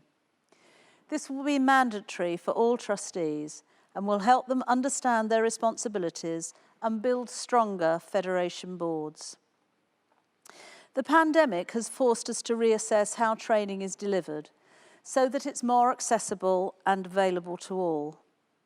Online sessions have been held for all Federation roles, and more than 450 members have attended at least one of our online training courses in the last year. Many of our courses are accredited, and all courses will provide members with training to undertake a specific role within their federations. The skills learned will also support CVs and open up opportunities in the workforce.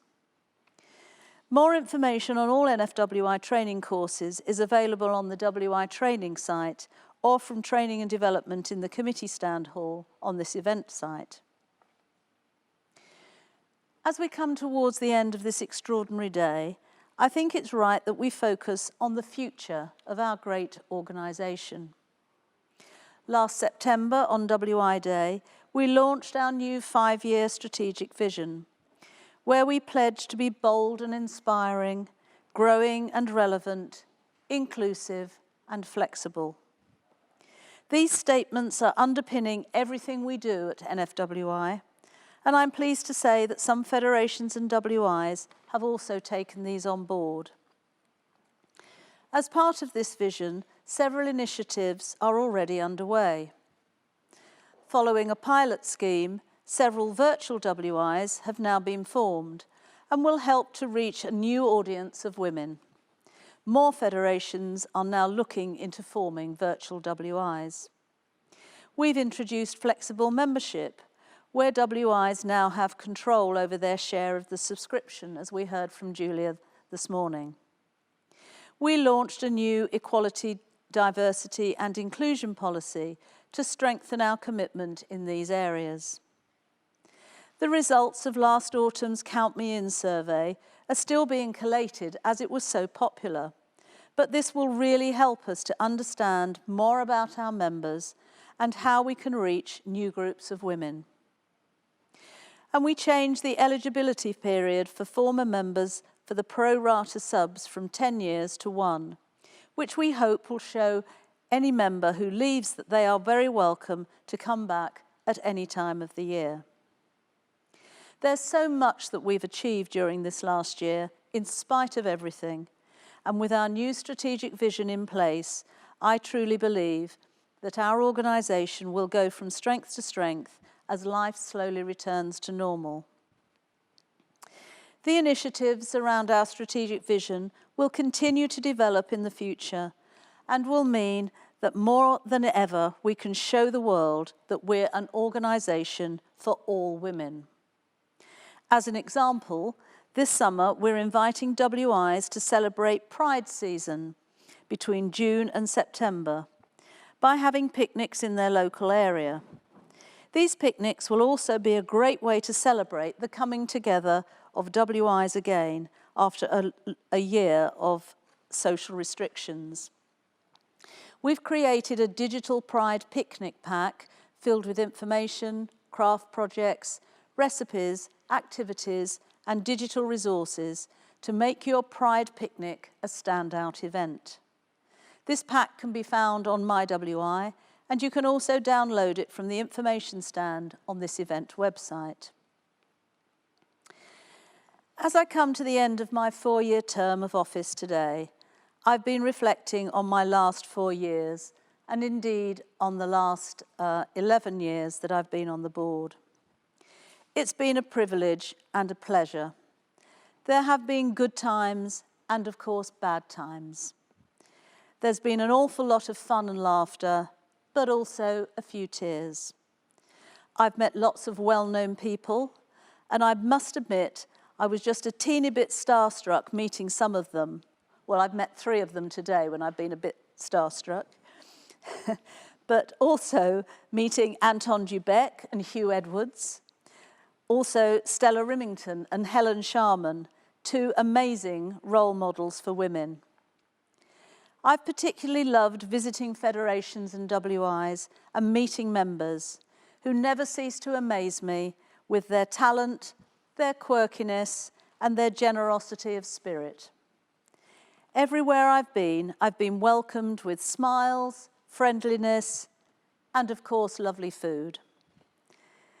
Thank you to all of you for being so welcoming and showing me such kindness and warmth. I know my successor will have the same experience and she will enjoy it as much as I have. As it's my last meeting, I hope I'll be forgiven for taking the time to say a few thank yous. First of all, to all the staff here at the RSA and the team from production company Higher Frequencies for all the help they've given us, not just today, but in recent weeks.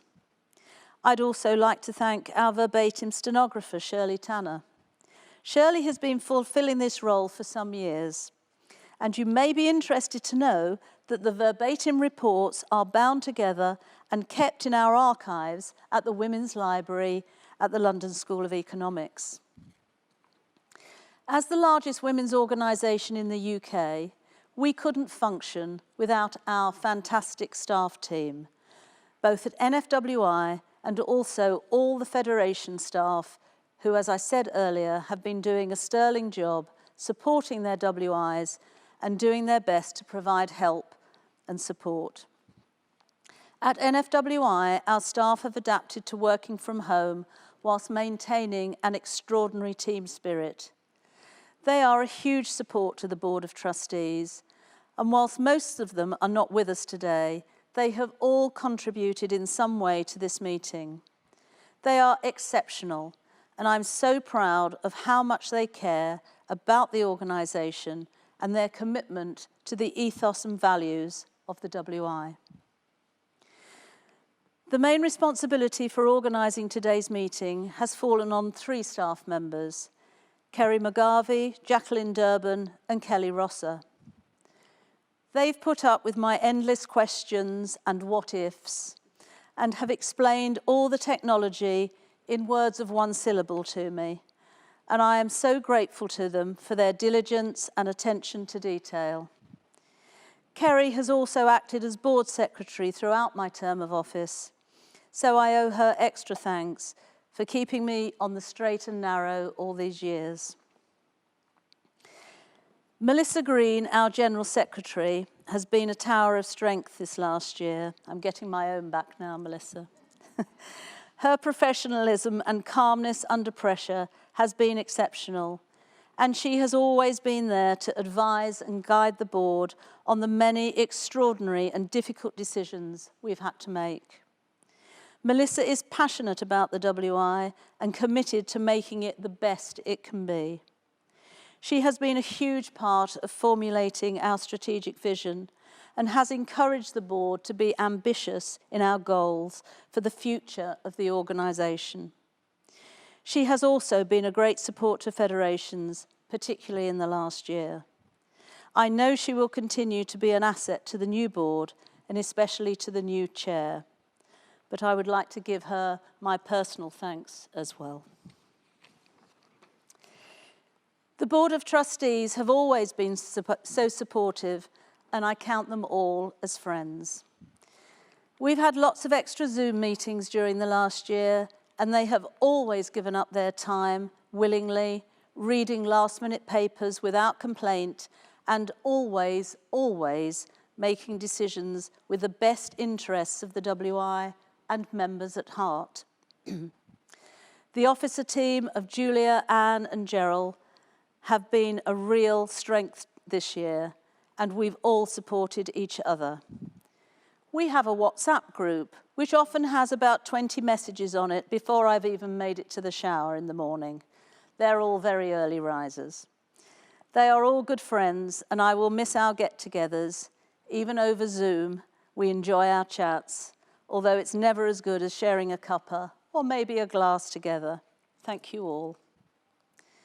I wish the new Board of Trustees well for the future, and I look forward to seeing the organisation progress as I have no doubt that it will. But there are 5 other trustees leaving the board today.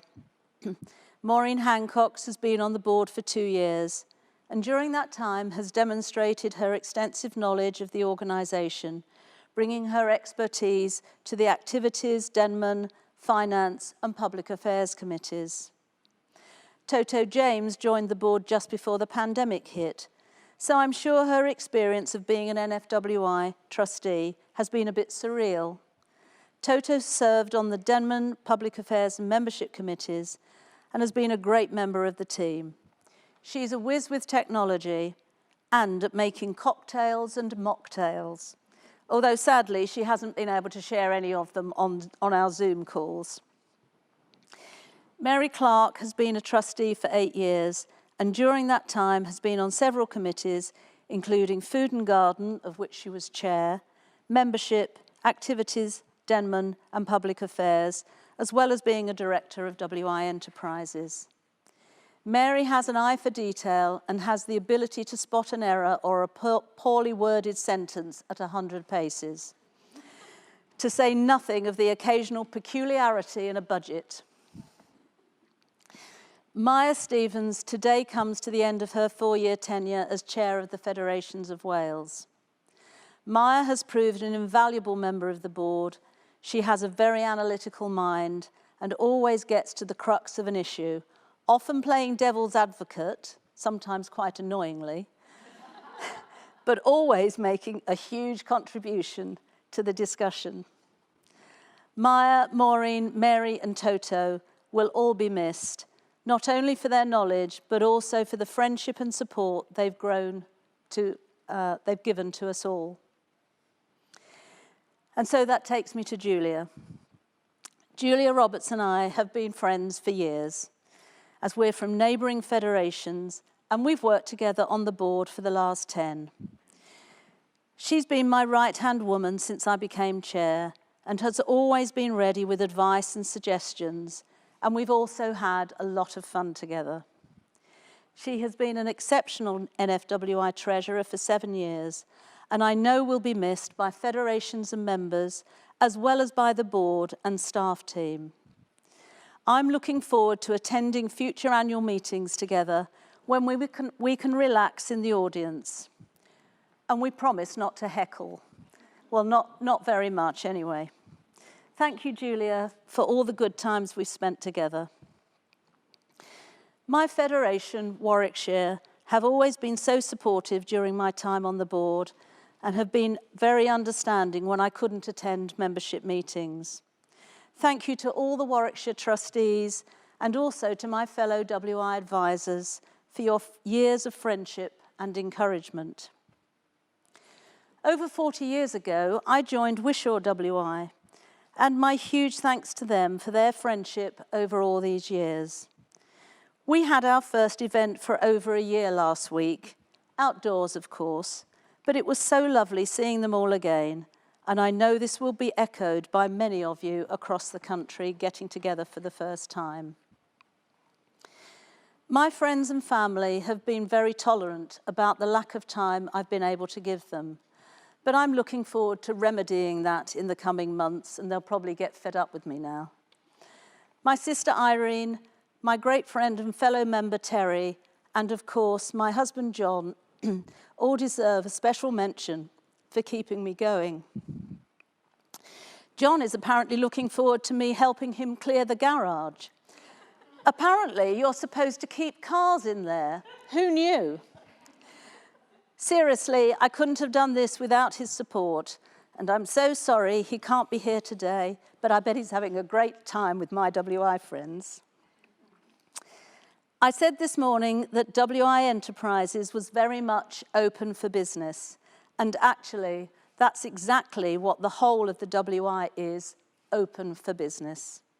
It's been a rough year, yes, but we know that WI members everywhere are champing at the bit to get back to meeting together and to taking a bigger part in their communities.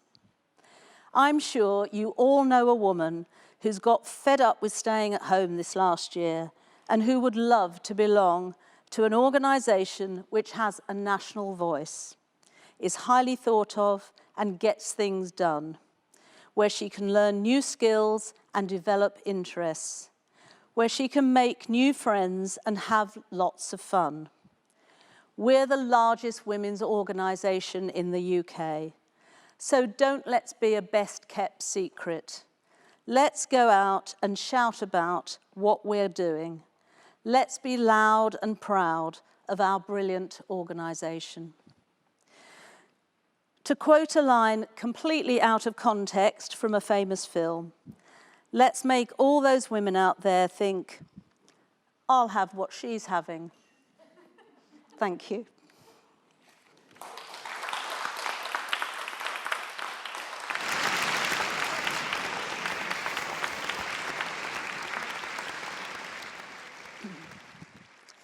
Now, I understand that my two NFWI Vice Chairmen, Anne Jones and Gerald Stone, would now like to say a few words.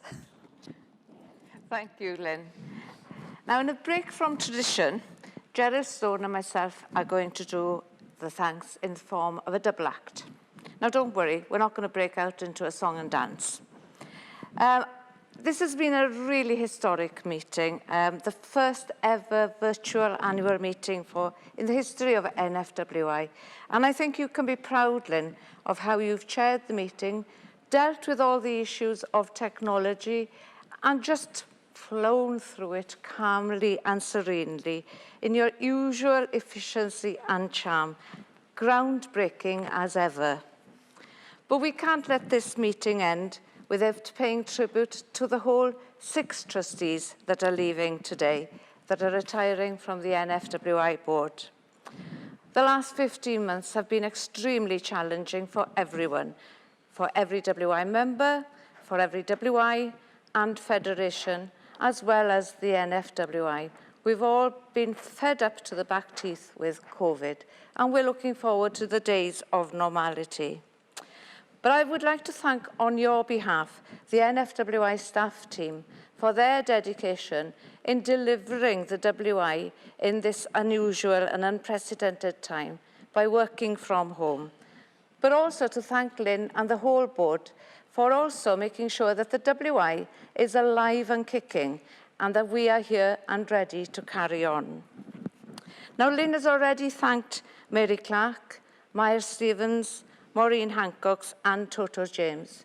And each one of you has brought your own expertise, be it attention to detail, as has been said, the ability to be flexible and react to change, and your knowledge and understanding of the members.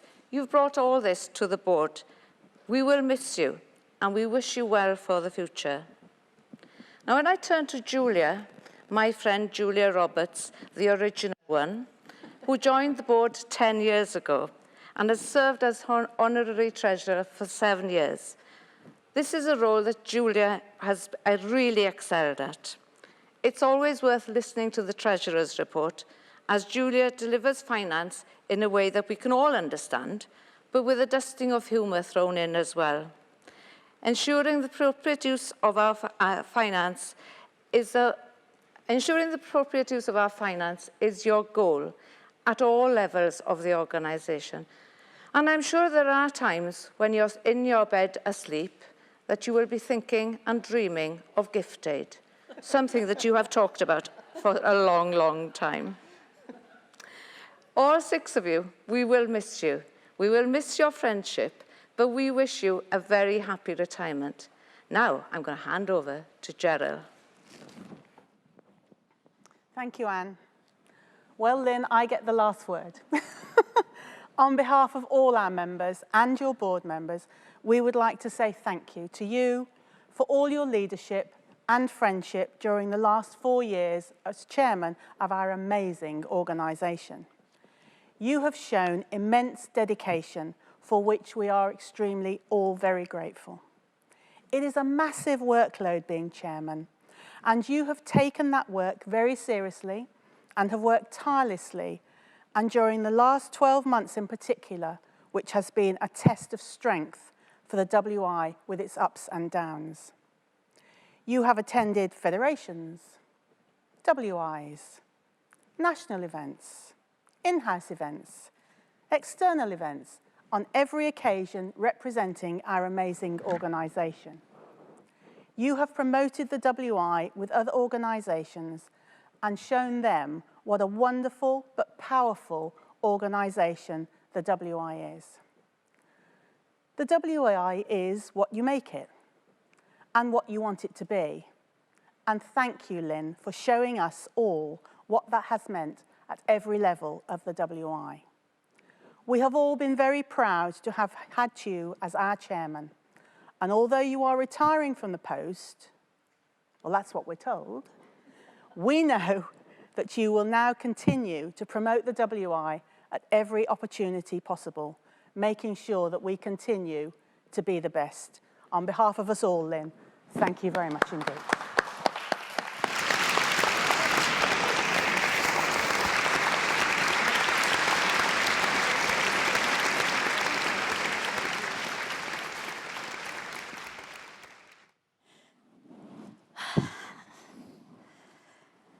Thank you very much, Anne and Gerald. I've said I'll keep it together. So, before we close the meeting, I just want to say that if you missed anything this morning because of the global internet outage, and I understand it was a global internet outage, just a reminder that the meeting will be available to those registered for this event, and it'll be available online for 30 days, so you can catch up with anything you missed. So before I say my final farewell, we will now sing the anthems, Land of My Fathers and the National Anthem.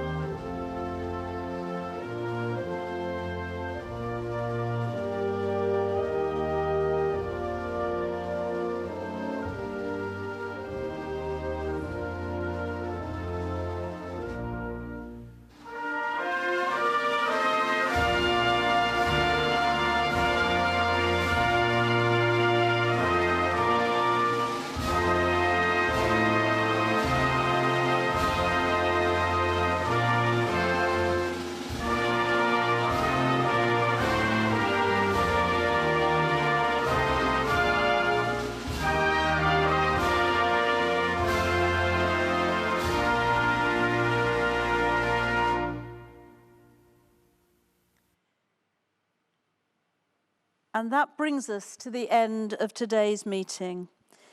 And what a truly historic meeting it's been. We've had 3 amazing speakers, and I hope you have enjoyed this new experience.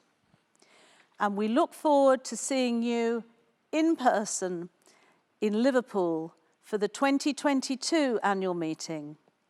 This event will be held at the M&S Bank Arena on Saturday, the 11th of June, so do pencil that date into your diaries.